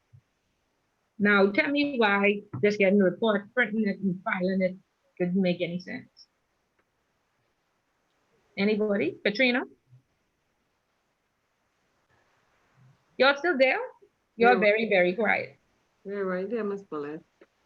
You're listening to me though, or you all asleep? Indeed, Miss Bullard, we rate you. We rate you. We rate you. Okay, Jermaine, you tell me why printing that report and filing it made no sense at all. Now, I come from RBC. I come from compliance and RBC too. Okay. First of all, I could tell you, working to Fidelity now and RBC then is night and day. I ain't gonna tell you it was night and I ain't gonna tell you it was day. But Okay. in terms of compliance, in terms of how persons react to compliance, in terms of reaction, when I say reaction, I mean training and what shouldn't be done versus what should be done. But back to your point, Ms. Bullard, you said the form didn't have any signature or anything on it, and then they still filed it away after that? Yeah, so we got this overdraft report. We get it off the printer, we file it in the filing. Oh, Miss Bullard, I could answer that? Yes, go ahead, the board. Okay, those reports would have been of some use if the associates would have reviewed them, put their action plan on it, and then you would have signed off and kept that. But the mere fact that there was nothing on them meant that nothing was done. And so the risk of the overdraft accounts was not being addressed. Correct. But if the reports are printed every day, they are sent to the associates say what their action plan is, and then they return them to you, you sign them off and you file them, you would have done your job. Correct. And so of course, when we got that note, a level 1 note, which is I guess the highest level note that you could get, you would not believe that the salespeople or the account officers said it was not their fault because we never gave them the report. And so therefore, it was our fault that we received the report and just filed it without them knowing. And so, we had to write long letters back and forth on just whose responsibility it should have been. And so out of that, the action plan that we had to develop said that, okay, operations receives the report. They are to distribute those reports to the sales and accounts team. The accounts team have 24 hours to review and state what their action is going to be. And then it is to be filed. So of course, for the first, we had to put all that action plan in place. We had to write a policy to say whose responsibility it was. And, in the first few weeks when I, reviewed to ensure that was being done, some people did not initial those reports. And, I had to take the reports back. I said, come on, you all have the initial. They say, sometimes nothing is on the report. But even if nothing is on the report, we want you to initial, because that initial proves that you at least reviewed the reports for the day and can confirm that nothing was there, So it was a whole big problem. later on, we found that the person had gotten $100,000 in overdraft, but the person mistakenly put in $1 million in overdraft. And so, of course, the people had online banking and they just said, oh, okay. So I guess the bank approved us for $1 million rather than 100,000.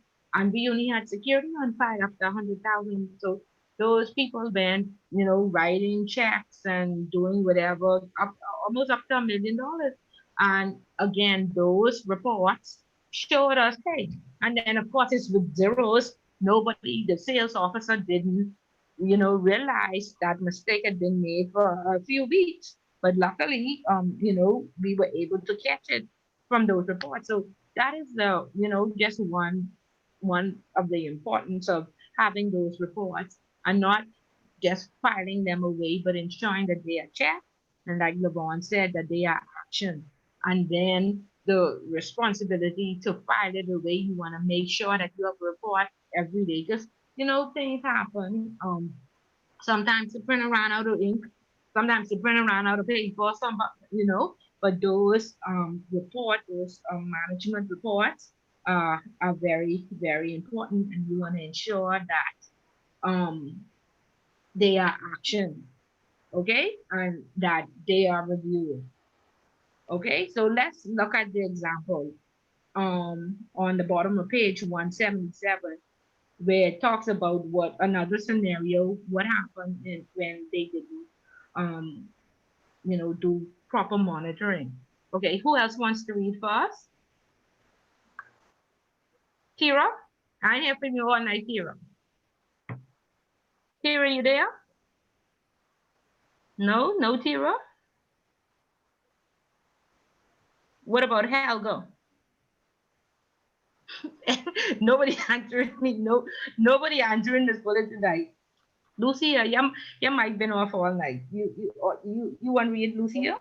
Sorry, Miss Bullard. I'm here. This Helga. I was talking, didn't realize it was still mute. Oh, okay, good. So read the example for us on the page, the bottom of page 177. This is in the manual? Yeah, in the book. Okay.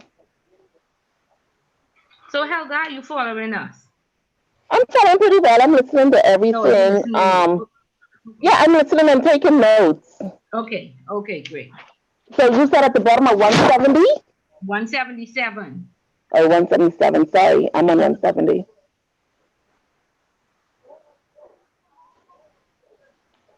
Yeah, whilst Helga looks for that, let me just go on to tell you about the importance too of the reports.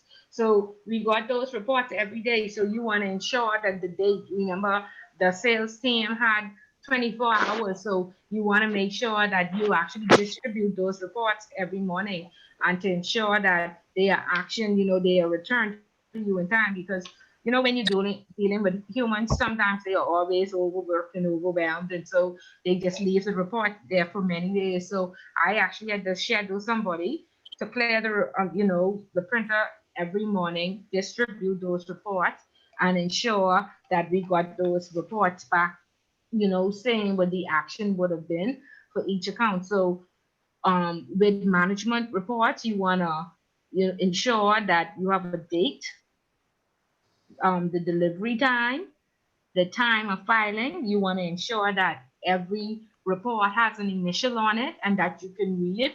Sometimes they just put, their little initial and you don't know who that is. And 3 years after that person leaves, you can't identify who initial that is. So if you want to ensure that you keep those signatory lists, so you would know who initial it is, or ensure that you write out who actioned that report and who said the overdraft can stay or be paid. If there was any data missing, you want to ensure that it was documented. And then you want to ensure that no report would have been filed without a signature, just to ensure that there is responsibility and accountability to whoever decided, because persons have limits. And let's just say Helga's limit is $5,000, but she is approving a check for $10,000. So if it's not your department's responsibility, you want to ensure that if that account officer does approve, you know, a certain overdraft or a certain loan and a certain amount, it's within their, you know, their limits. Okay, so all of that is important. Okay, okay. So Helga, go ahead and read for us, please. Okay, you want me to read the example you said? Yes. Okay, on the bottom, okay, at the bottom of page 177. Example, a fund management company is responsible for the calculation of the daily net assets value, NAV, of an equity fund. Each daily calculation affects the price on that day and on all subsequent days. Owing to inadequate monitoring, the fund management company fails to identify a material error on a particular dealing day in January 2016. The effect of this is that all subsequent dealings prices are incorrect. The error is revealed in October 2017 during the 2017 annual audit. It was missed during the 2016 audit. The error results in an internal investigation into the cause, an internal investigation and evaluation of the impact of the error on both past, post-January 2016, and current investors, notification to the regulator, the need to instruct internal counsel, the recalculation of all daily prices since that critical day in January 2016, because deals have been conducted every day since then. Scroll down. Since then, compensation of investors who had suffered a loss, calculation of the loss to the management company, post-mortem to reveal why the error was missed in 2016 annual audit. These examples illustrate how resource hungry an error can be. It also demonstrates the importance of not relying solely upon other control functions to monitor compliance. The entire scenario could have been avoided had a real-time monitoring system been in place. Okay. Okay. So again, you see what can happen, how long the problem can run without anybody noticing. And like they say, how resource hungry it can be. And I'm certain the ramification was that somebody was let go. Audit normally has an audit plan. When they come in, they can check every single function. What they try to do is rotate various functions or various departments that they focus on each time that they come. And so a problem like this, they probably didn't check the first time, and the second time they caught it, but you know, it was running for so very long. And I can tell you there could have been lawsuits and all sorts of stuff happening. In fact, I saw something like this in the newspaper about a month or so ago, perhaps sometime in November, um, with Ans Barker. Ans Barker had bought a system from some company that they had bought out, and the system itself was deficient and did not calculate, I guess the same thing, had some calculation error. And this was happening all the way back from 2008, and one person had complained. They didn't do anything about it. The person got their lawyer and sued the bank. Hence, that ran on from 2008 till 2000, 2020. How many years is that? More than 12 years, right? But the person won, and they found that Hans Barker was at fault. And so in the newspaper, they talked about how they now, Hans Barker had the responsibility to contact all their clients who would have been affected by this problem way back then. And so do you think Hans Barker, because they had to pay this person some millions of dollars. Did anybody see that in the paper back in November, October-ish? No. No.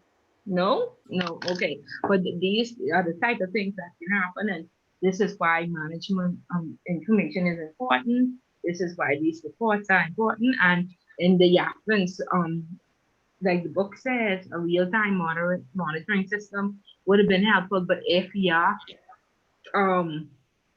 company does not have one, what do you do? And that's what I've been seeing in many institutions, but people don't realize. people say, oh, we just don't have one of those savvy systems, which is like a name checking system for compliance. We don't have a system that can check the names every night. So we don't really know if tonight Miss Bullard is law abiding and then she goes out and commits a crime. Nothing alerts us and nobody tells us. And we have 800 clients. But so who's at risk? Who's at risk when your company does not have the infrastructure in place or the real-time system to help you point out these things? You have to find a workaround, correct? Sorry, Speeding, you were saying something? No, but okay. So please, if you're in these positions, your company may not always have the most up-to-date, you know? Well, Ms. Bullard, question, and to have the monitoring system in place, and that's a requirement now for all financial institutions? Yeah, but most people just have word check. And so at the onset of the business, they word check you and then you don't get checked again in word check. And if you're low risk, you don't check again for 3 years. Right? And so an institution that I work with, central bank, did come in and say, we want to work around. What are you going to do? And so we committed to checking high risk every 3 months. And they said, okay, they'll agree to that, but they were not going to agree to once a year, you know, the high risk are checked. So the high risk are checked every 3 months.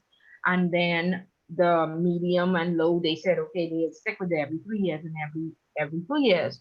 But you have to have a manual workaround. But a lot of times people don't even know we don't have the system. And how do you manually check transactions every day though? Well, I mean, you should have a system for transactions. Right? When you do a review, what you are supposed to do is print out the entire history, and you should look at the account opening forms. It tells you the purpose of this account.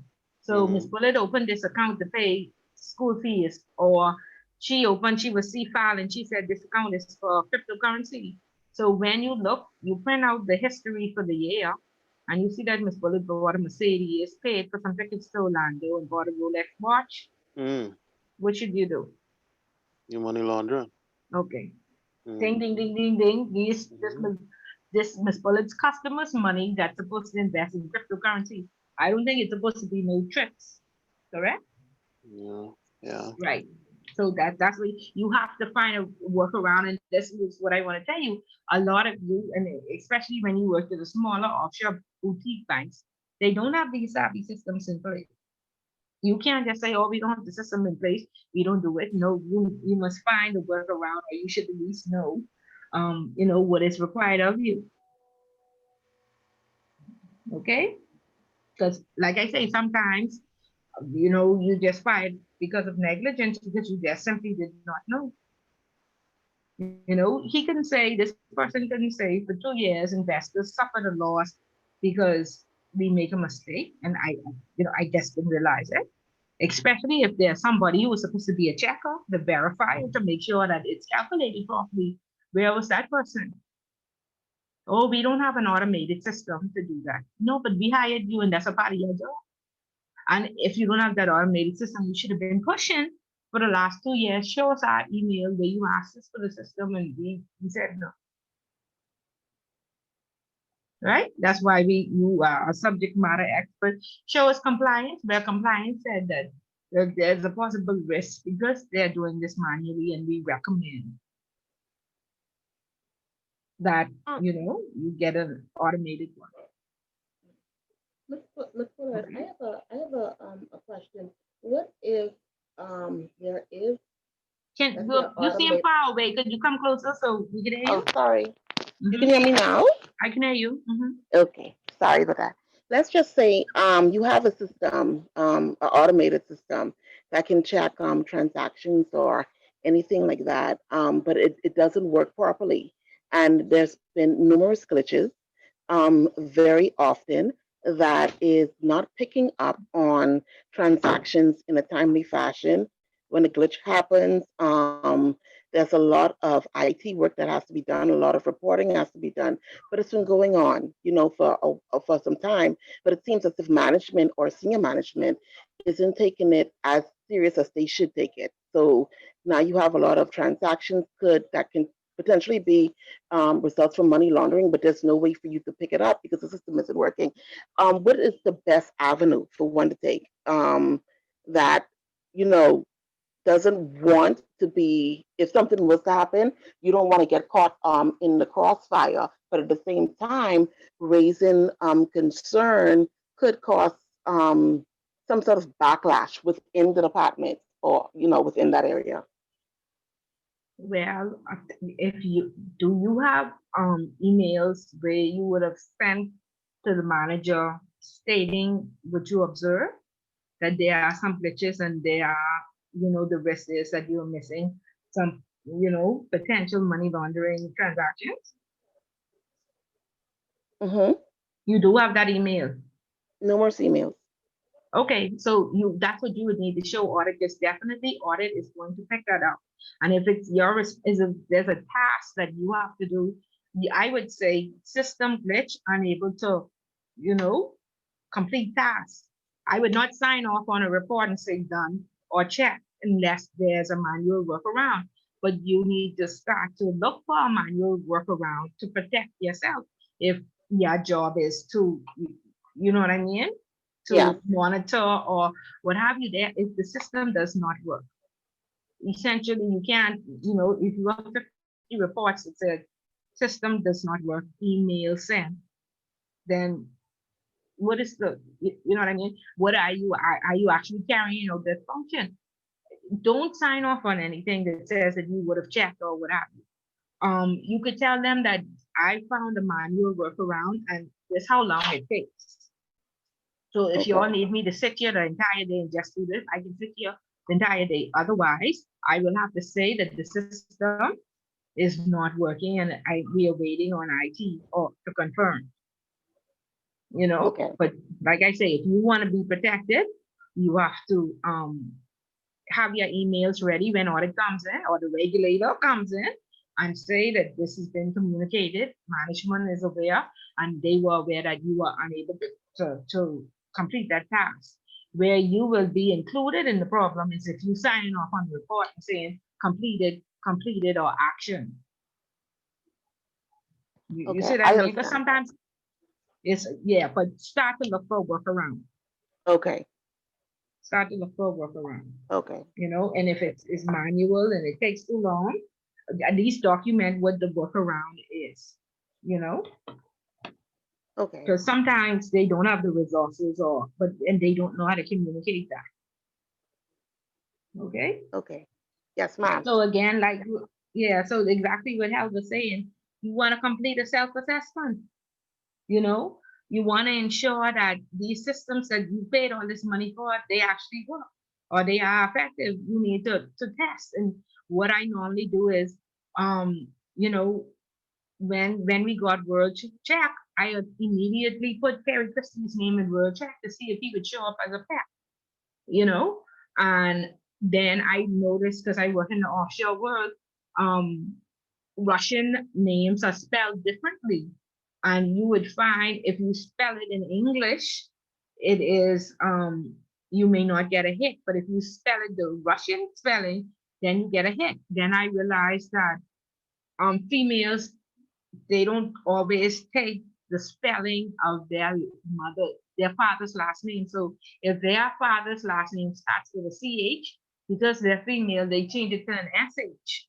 And so there are various things, you know, but put Bin Laden in Word Check or put in LexisNexis or any system to make sure, you know, like a known criminal, and that way you will test it and see if it works or if there are any glitches. So you really should, if you're doing something every day, you really should be able to identify, you know, and you know, some people sit there and say, the system just don't work, but I signing off on it. No, once you sign off, then now you are part of the problem, you know. And because you sign it off and making it seem as if you conducted, you know, a check or you had verified when in actuality you didn't. So you write your email, you staple your email to the report, or you write on the board, system not working on a workaround or an agreed workaround. You do various self-assessments to identify weak or ineffective compliance controls, or those controls can be avoided or updated, or we do a lot of processes that don't make any sense. We just gone of those days. We have to start document them and ensure that are we actually doing enhanced due diligence or due diligence? Does it make sense? Just because they say do it, we doing it just to check the box to say we did something. No. We open an account, but the profile, this person saying I can deposit $1 million at the end of the month and they only make 50,000. Too bad. Okay, however they get the money, we ain't worried about it. No, we shouldn't open that account if we can't substantiate the fund. Where I worked the other day, the person sent they said that we want to buy a piece of property. I said, okay, send me a copy of the agreement. They send me a copy of the sales agreement that say they want to buy shares. So I say, but this says, you said I wanted, the purpose of this transfer was a piece of property, but this is a sales agreement for shares. Oh yeah, the shares is attached to the trust and the property and the all sorts of garbage. I said, listen, sir, we have to substantiate this transaction. You trying to tell me I'm gonna sign off on this $5 million, I must transfer this out on this based on this agreement that say for shares. Nowhere it says a part of the trust. Nowhere it says lot number, blah, blah, blah, whatever. But they was hassling me and saying, how long are you gonna take to approve this transaction? I say, please read that agreement. And then at first he sent the agreement as a picture. And I said, is this a full agreement? Because I don't even know if all the pages are there. And it was just a lot of back and forth. I say, do you want to go to jail? Because that's where we at with this. Would you like to go to jail? Because you sending $5 million based on a contract that says, I said, at least make it make sense. So you want to make sure that self-assessments, and when you substantiate transactions that they match. We want to understand, we want staff to understand and report any breaches. There should be a whistleblower policy, and if we all watch the news, we should know about Eric Snowden and what whistleblowing is all about. We also know that central bank has just established an office of the ombudsman, and normally that is for complaints from clients. However, I'm certain if you feel that there's nobody in your institution that you can confidentially talk to, or you're even afraid of compliance, you don't need to work to that institution. Excuse me. Excuse me. But there should be a whistleblower policy, and where you could confidentially go and say, the CEO would have done this, or this is a breach, or the policy clearly states this and people are not following. And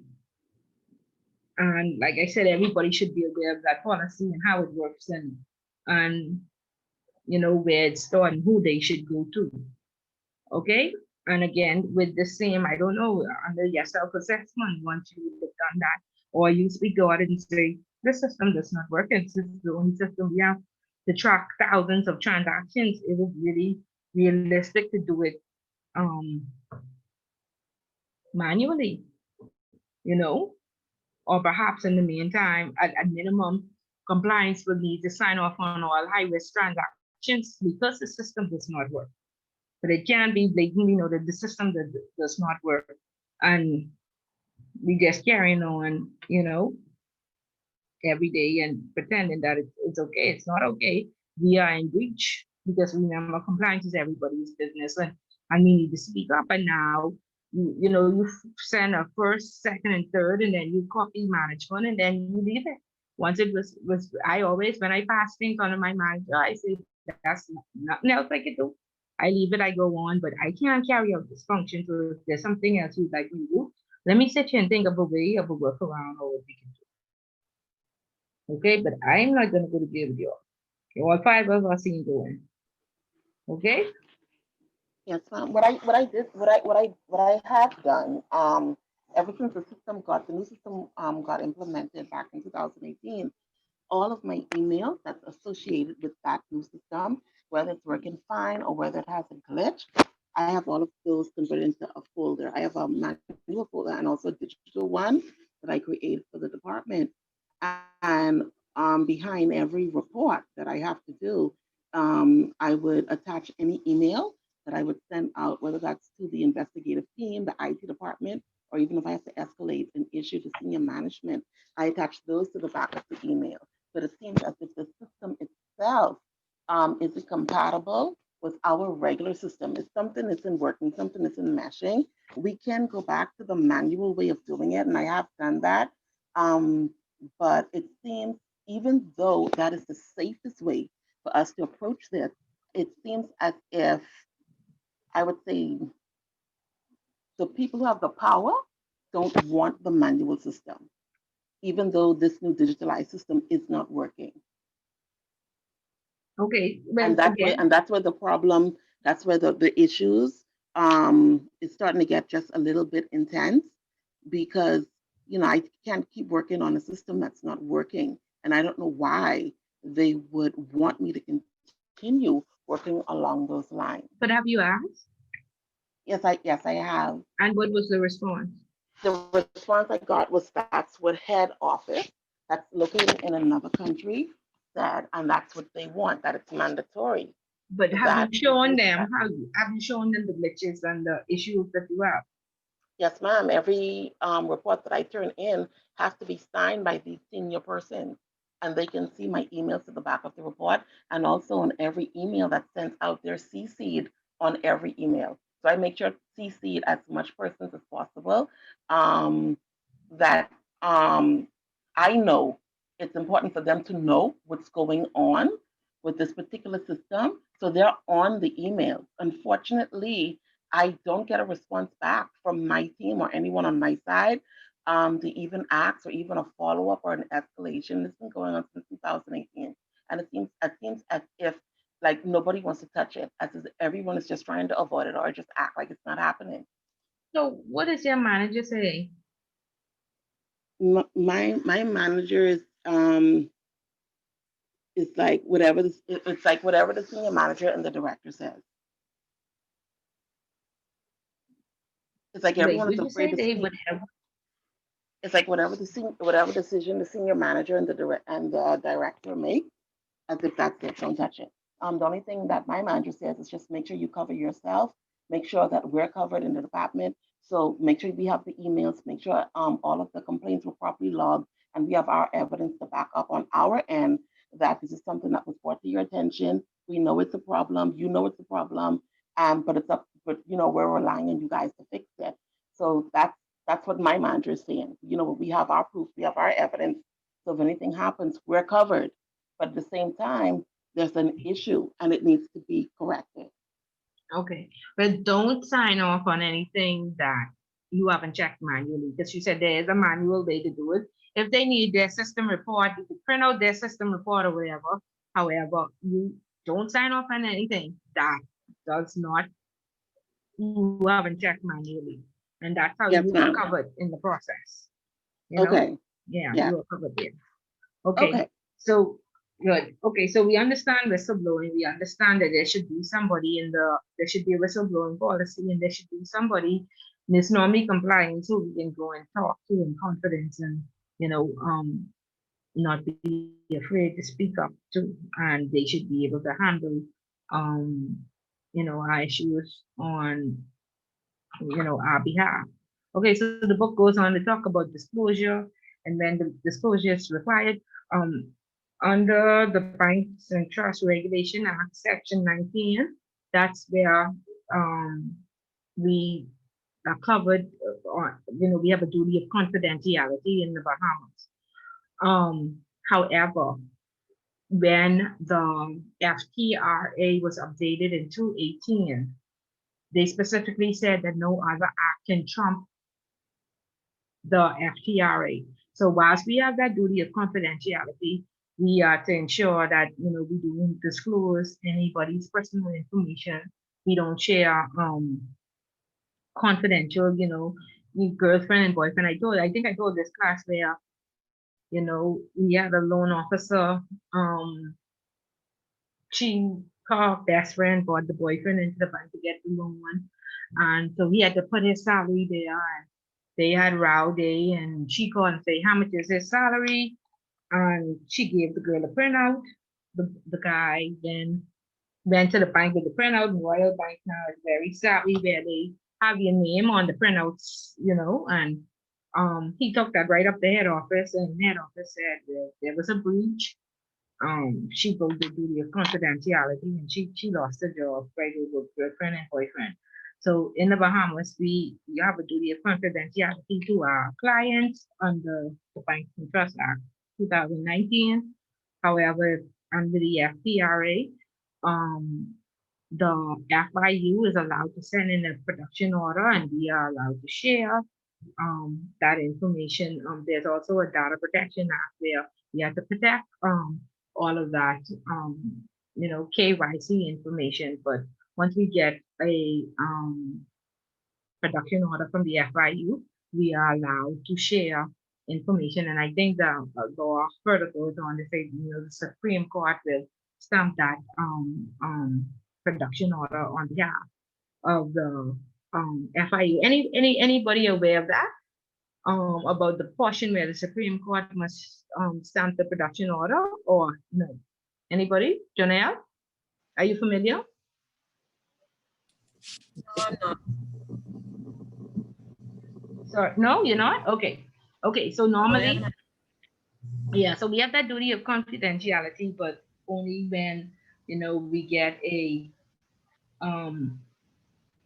production order is when we are allowed to share with the financial intelligence unit, nobody else. So no disclosure to the public and what have you. And I think we spoke before about when you are sent a production order and persons do come in, the FIU or the police comes into your institution, ensure that you only share specifics, it's easier. And this is for external audit and anybody external as well who's doing like consultancy and have to look at files. It's easy to give them the entire file, but they should not be privy to that information. You should have a clause in your account opening package that allows you to share information. A lot of times, we get compliance requests where transactions would have gone through and we need, Deutsche Bank or our correspondent bank may say, please say the name and address of this person, give more information about the purpose of this transaction and what have you. And so a lot of companies do not have in their account opening package, the authority to share that information. At the time of the request, you would see them going out to the customer and saying, Deutsche Bank has asked for this information, please give your consent. You should put that, ensure that's one of the checks and balances that you should do now, to avoid the technicalities, or, to tell the client, we are third parties that we deal with, please give your consent up front, to be able to share this information with them, to avoid, if there is a problem, you go into the FIU, getting a production order and what have you, that could take some time. So I've seen, some of the boutique banks not have that, and that causes a hindrance because they really don't have the right to share that information. And even with the parent, a lot of times, a lot of the back office is outsourced to the parent, and they don't have any, clauses in their account opening that permits you to share that information. So ensure you look for that, which allows you to, share that information. Okay, or disclose that. Relationship management, what, who, and why. Again, we talked about key relationships, of course, with senior management, with line managers, from the board, everybody in the institution, it has some value. You want to be diplomatic with everybody. You want to ensure that you maintain level of respect. Um, you want to ensure that you are helpful, and you would go to each of these departments, and they will help you. Again, we talked about the training and what have you for the EAMs and um, business introducers and what have you. You also have to have external relationships with regulators and clients and auditors. Now, compliance should not, in 90%, 99% of the circumstance, speak to clients at all. There are some cases where compliance may, if you have a company account, I know Wolfsburg, if you provide correspondent banking services, the compliance officer is requested to go and visit that organization, once every 2 years to ensure that they are abiding, by Bahamian law and following, especially if they're not a Schedule 1 country.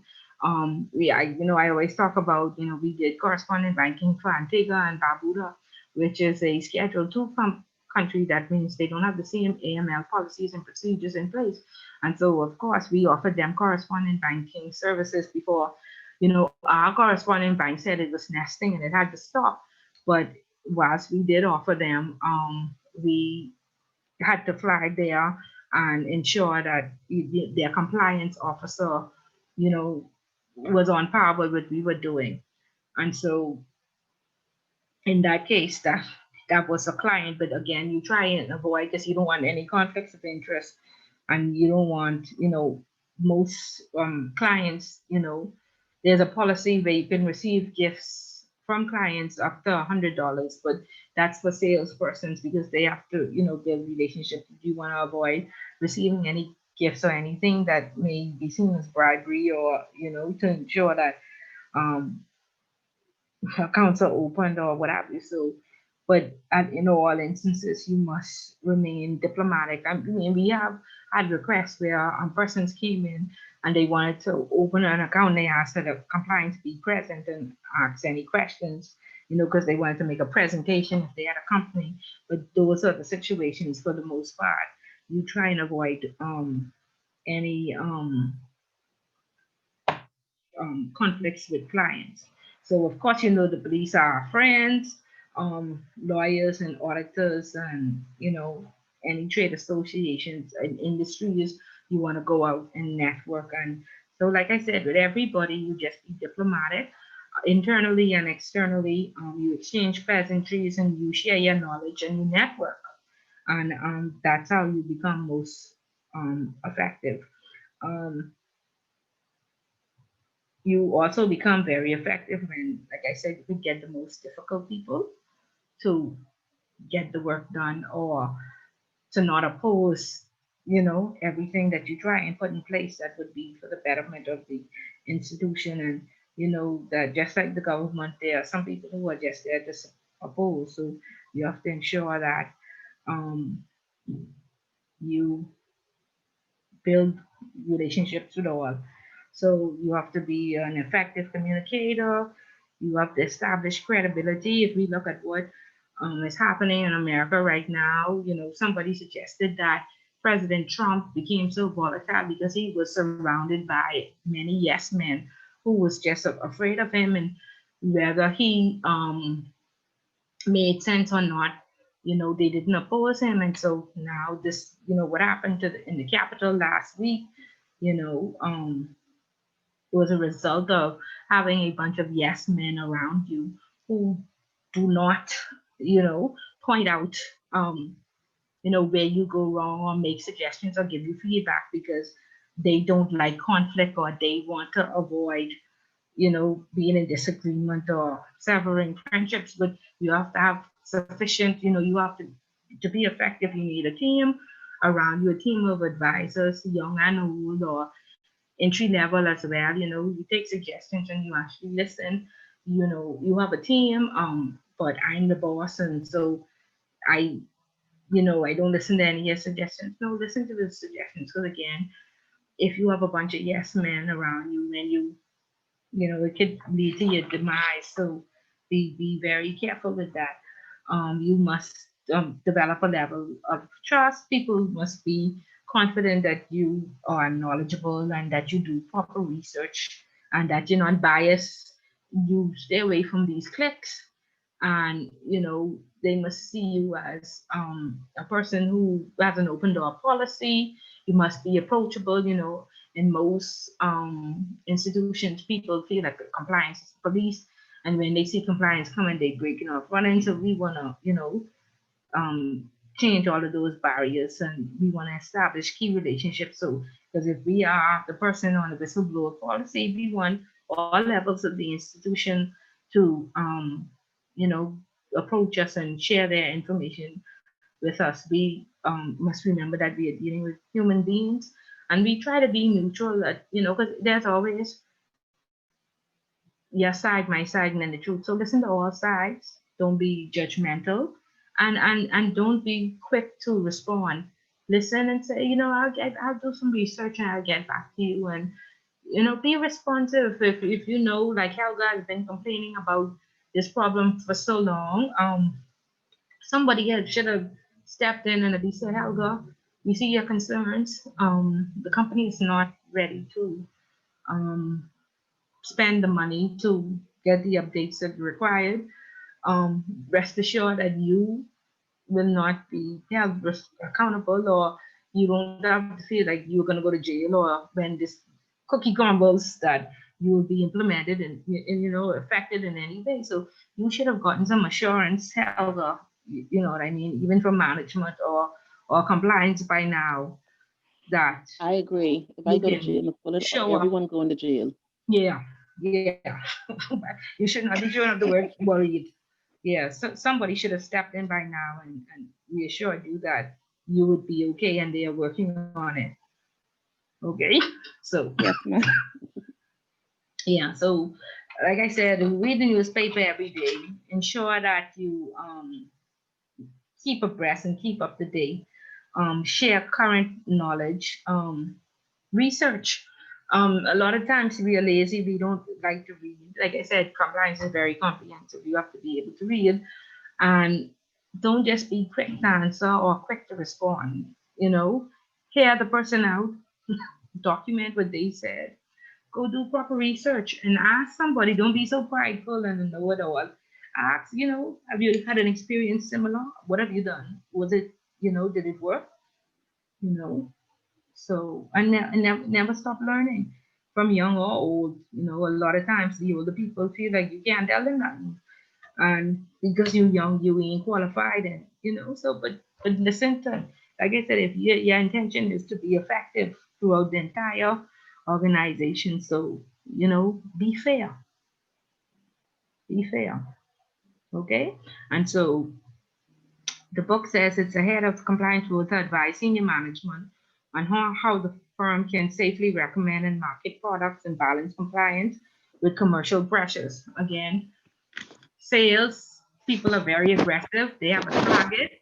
All they thinking about, if they don't meet this target, they going, right?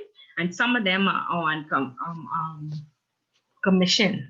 So think about it. At the end of the month, they have mortgage, school fees, just like all of us. We have a regular salary, whether or not we open up this account, and they on edge, smoking a million cigarettes, drinking the CBD tea, going crazy because we wouldn't open these accounts. So compliance really has to strike a balance, because if the institution doesn't make any money, then there's no need for compliance. So you have to strike a balance with the needs of sales, the people who bring in the money, and but that's why you train them and ensure that while they're out on the road, they don't make, they don't compromise themselves. They don't go outside the bank's appetite. They have to know what the bank appetite is. I don't know why we try to keep these things a secret.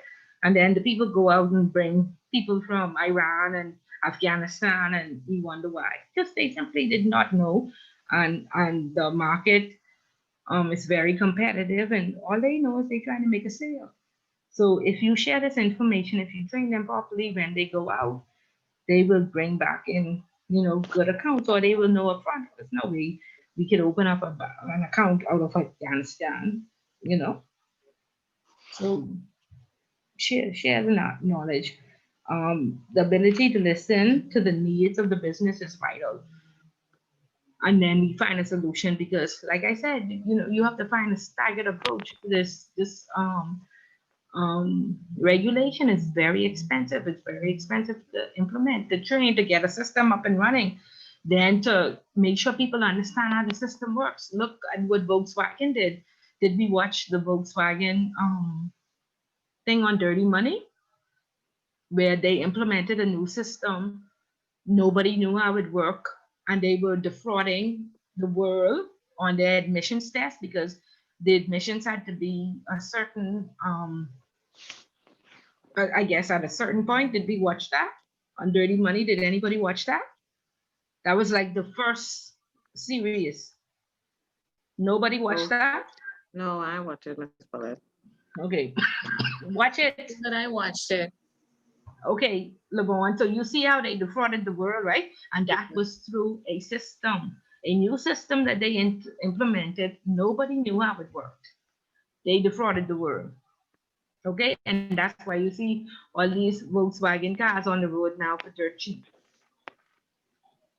Okay, so watch it. So I you just wanted to ask a quick question. You keep saying that the compliance person is to get along with pleasantries and whatnot, but I tend to find compliance people are standoffish, and whilst they do need to interact with people, it's more like I have the knowledge, I'm right, you're wrong.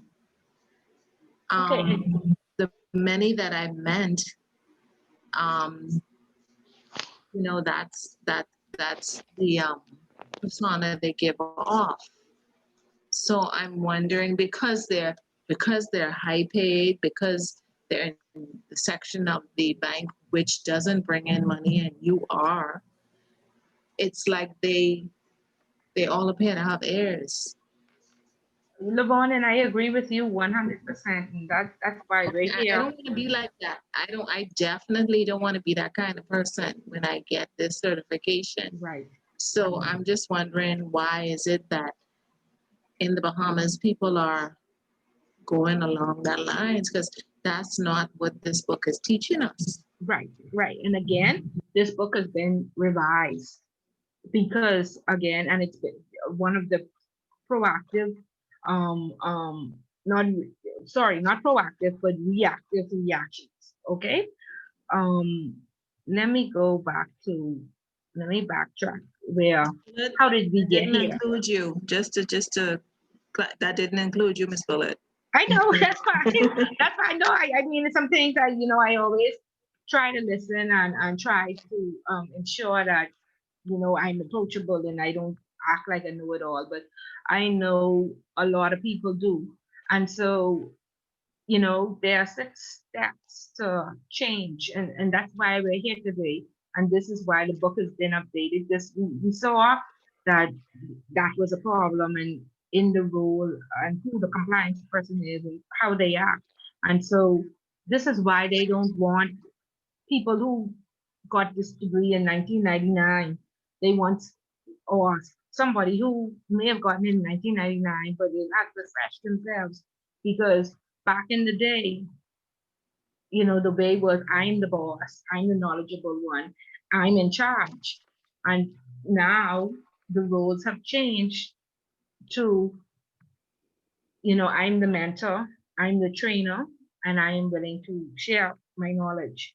But in the corporate world, there aren't enough opportunities. And so the way we have job protection is through hoarding our knowledge and not sharing it. And they can never let me go. I got to be here till I'm 90 years old, but only me 100 years.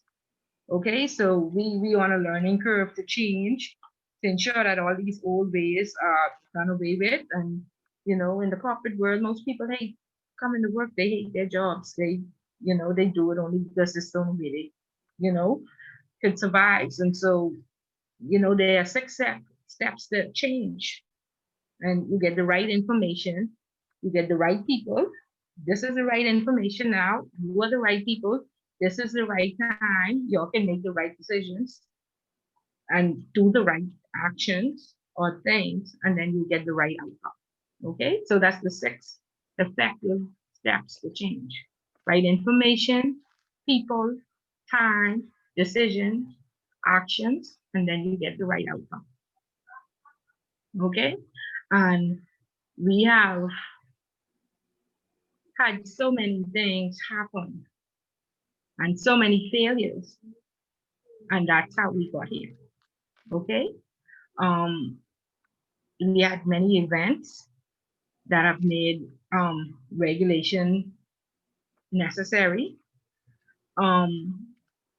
We have had industry scandals.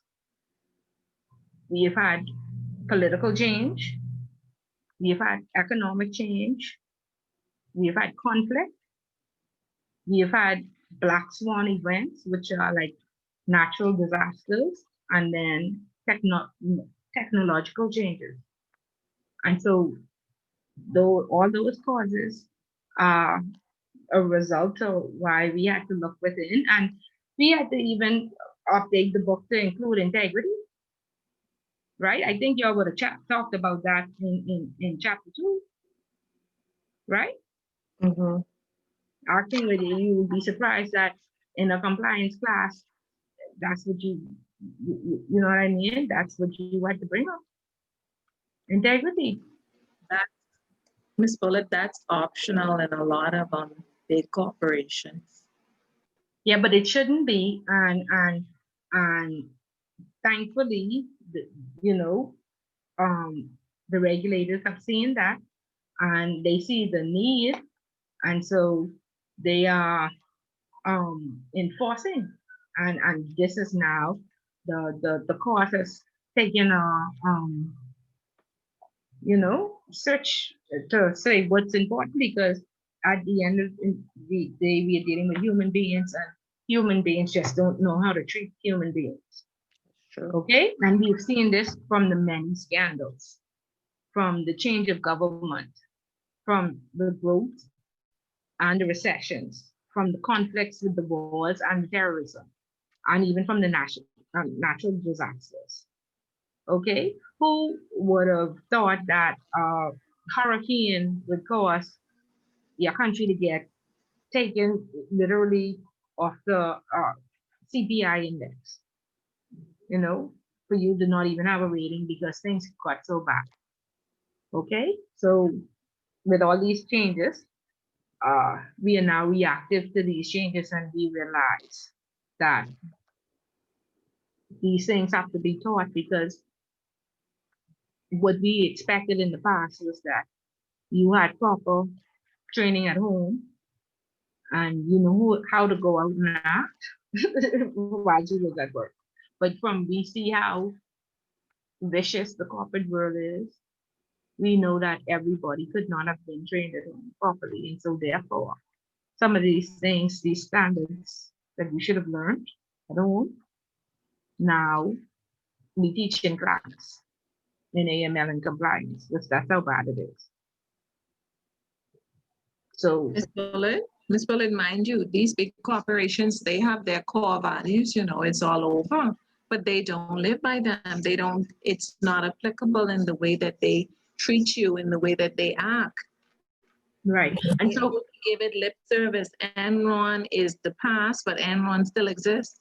Yeah, but remember now, that's what they were charged with. They saw that all the values and the goals and the mission statement was just basic statements that they had put in place just to check the box. Right, but they're not applying it to the way, they're training people, they're treating people. It's almost like a pipe dream. Yeah, but for now, remember now, all enforcement is really, really started in 2018. Okay, and the analytics department is there. I think they had to hire some people, they had to get trained, and now they know what to look out for. So I'd be interested to see if, corporate Bahamas, changes, or we end up like the cruise ship industry, where they say, oh, the fine to dump all this mess into the ocean is $1 million, to pay a company to come and take it from us is 2 million, so we can pay the 1 million. So we'll see. We'll see. But the influencers are the regulators, the government, the customers,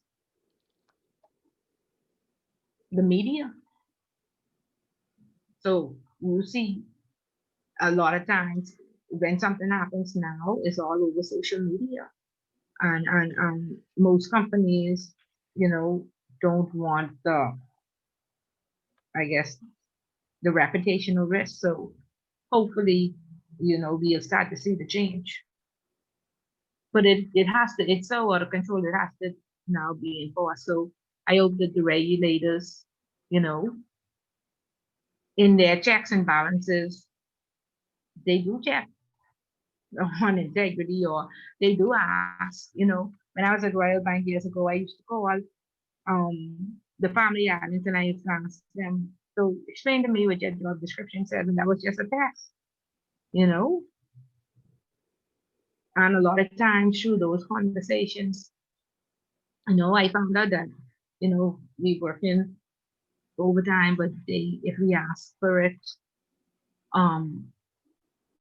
you know, we're frowned upon. There's a meal allowance in place if you stay after 7 o'clock. If we ask for it, they have a problem with that, you know. So hopefully we are the future leaders, and then we have the, you know, we empower the young employees to speak up. We train them, and then you know, and we talk about these things, and we have these real conversations, and we call them out. How are you the person? Are you the toxic person at work? Are you the person that has all the knowledge and does not share it? Just you trying to protect yourself? Yeah, just job security for you. Are you mentoring anybody? When you go to those seminars, do you share the information? Are you taking somebody, you know? So there are a lot of things that we can do to change it. It just starts with us. And we have to get to a point where we forgive the past and start over, because we were the ones, you know, I was the one who was called, you know, dumb and stupid by the auditor, and understanding why they got to write me up and this and that. I must go read 50 pages and figure it out for myself. And then as I came up and I became into management, Royal Bank had a problem that was a 10-year problem, and only somebody in Canada could have fixed it. And I said, but the person in Canada is retired. Oh, you will figure it out. And I said, well, anyway, my last option is to call the central bank because I don't know what to do. They say, oh, you don't want to call the central bank. If you call the central bank, you will be going home, because central bankers say you unqualified for this job, blah, blah, blah. I said, oh, well, then I must be unqualified. I called the central bank and I said, it's a standing problem for 10 years. I don't know what to do. I need some help. And out of that one conversation, everybody was shocked. They didn't talk to me for weeks. They was like, what you cost them, come back in here and write us up and blah, blah, blah. No, the central bank gave me help. They sent me a copy of how to do it. They said I could come to them and sit down with them. They'd give me an example. And it took me 2 years. That's how bad this was, a 10-year standing problem. It took me 2 years. But they walked me through that entire process, and that changed the relationship with Royal Bank and the way on the trust side, that is, with central bank. I mean, 100%. Every time we had a problem, we felt comfortable calling the regulator. In fact, there was something new that came out that I didn't know what to do, and my institution was closing, and they wasn't prepared to spend any money. I called and I asked. A lot of people just prideful, and they, you know, they don't want to ask for help. And then sometimes when you call for help, people are not helpful. That's true. You know, but I am very thankful for me networking in this class, and my very good student was, I mean, he even called me back on the phone and said, Miss Bullard, I called to find out if you straight and you got the information that you needed. So I was very, very proud. I was very, very proud that, you know, he was so willing. It was in his department, and he was making sure Miss Bullard had the information she needed and was straight. So I'm very, very thankful for that. Very thankful. Okay, and so That's what we got to do. Network together, be a brother's keeper. Stop these people from showing up to work every day ready to commit suicide. Stop walking around like we are know-it-alls, and find some solutions so we don't have to think job security is hoarding the information that we learn. Develop our management skills, manage relationship with compliance employees, manage relationships with external and internal organizations, manage or chair compliance related forums or committees where we have the conversation. We talk about how bad it is at work and give each other tips. And in my other class, and I am going to write down the ombudsman of central bank and say, okay, you deal with com- customer complaints, but customer service is internal and external. And what about colleague care?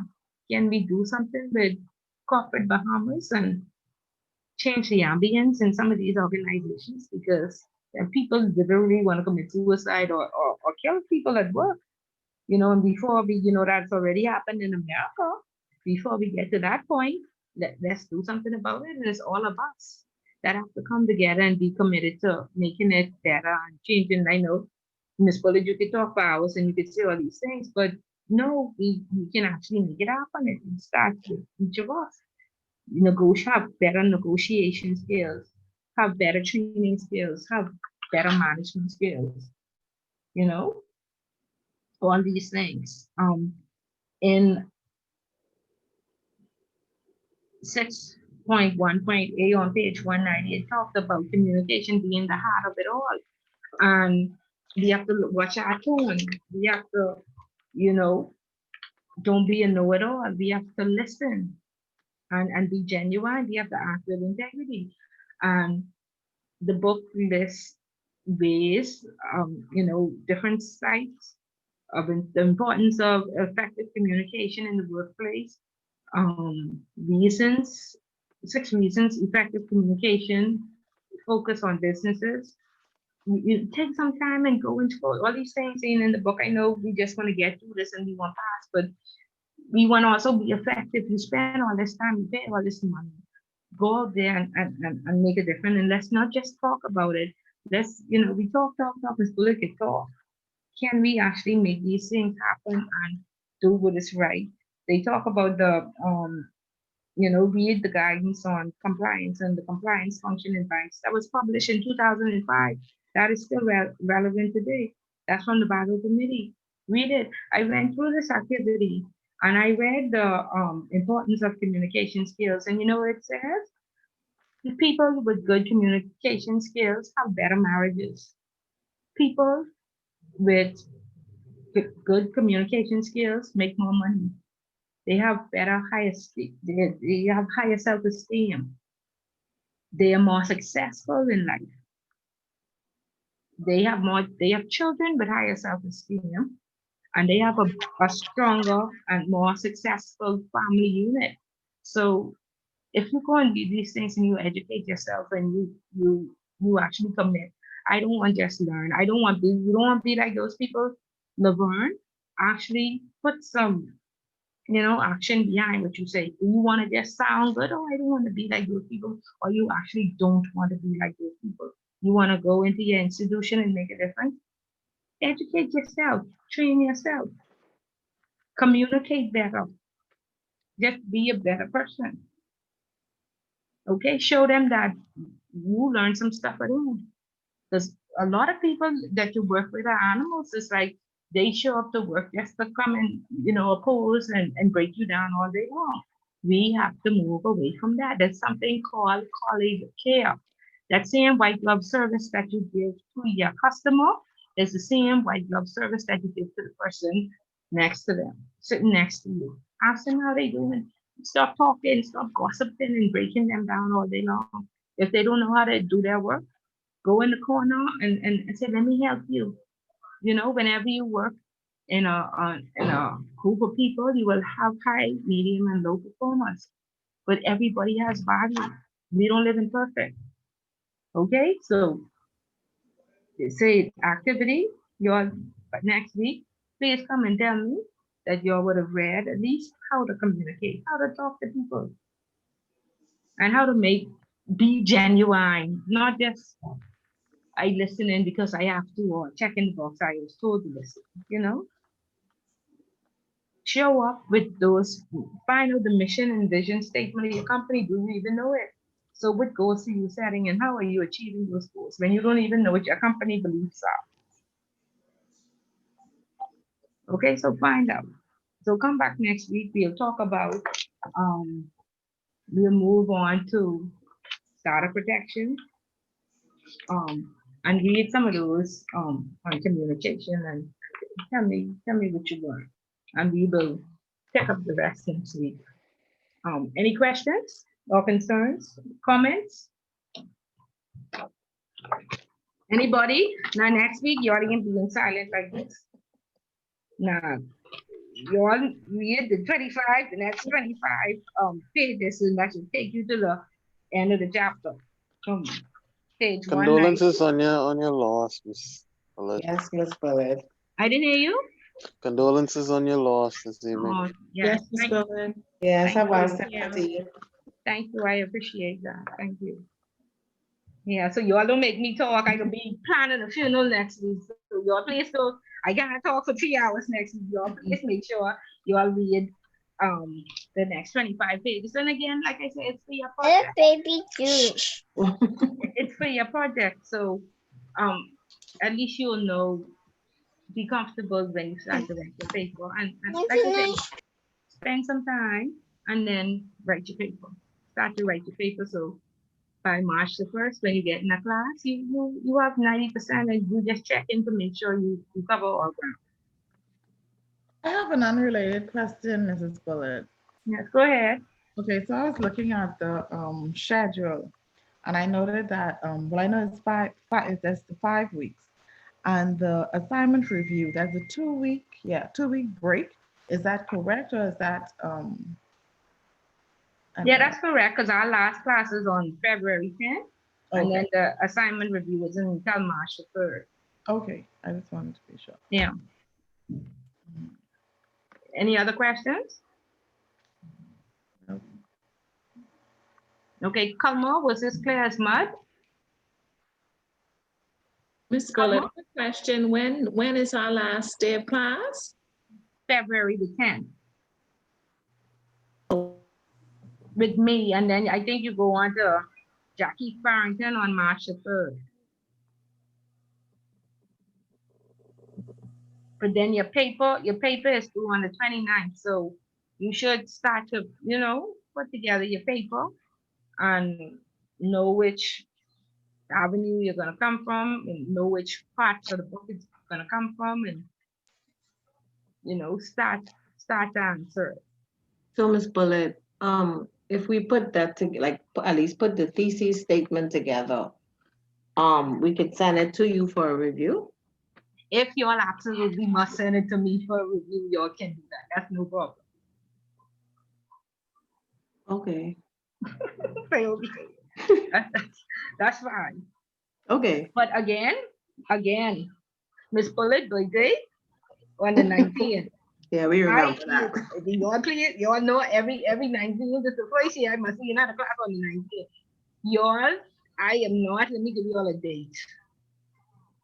And nobody call me begging and pleading. Nobody call me Dean.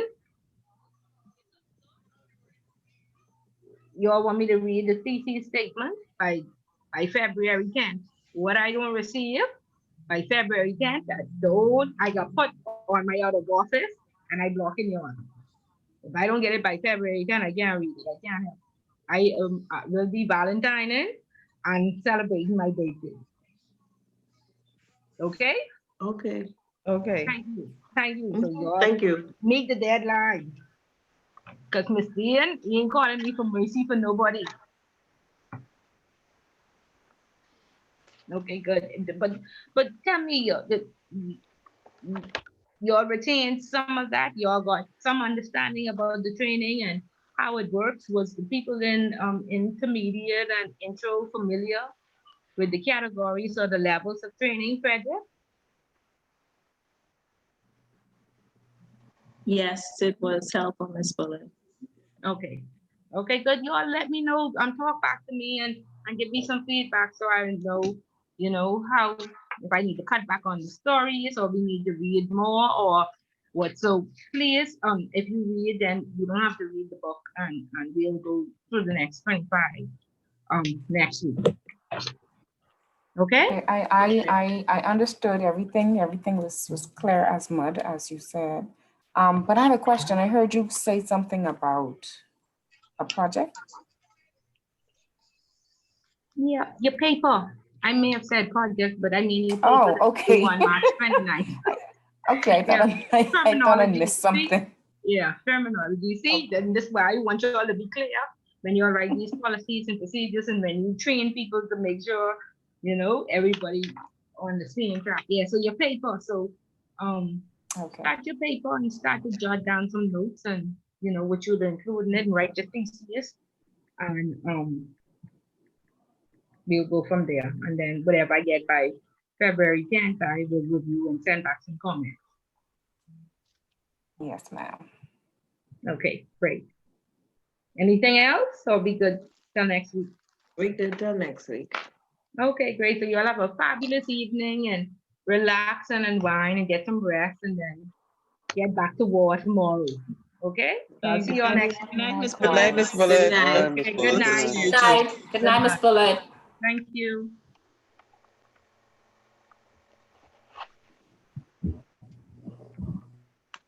Demetrius Taylor, WhatsApp audio.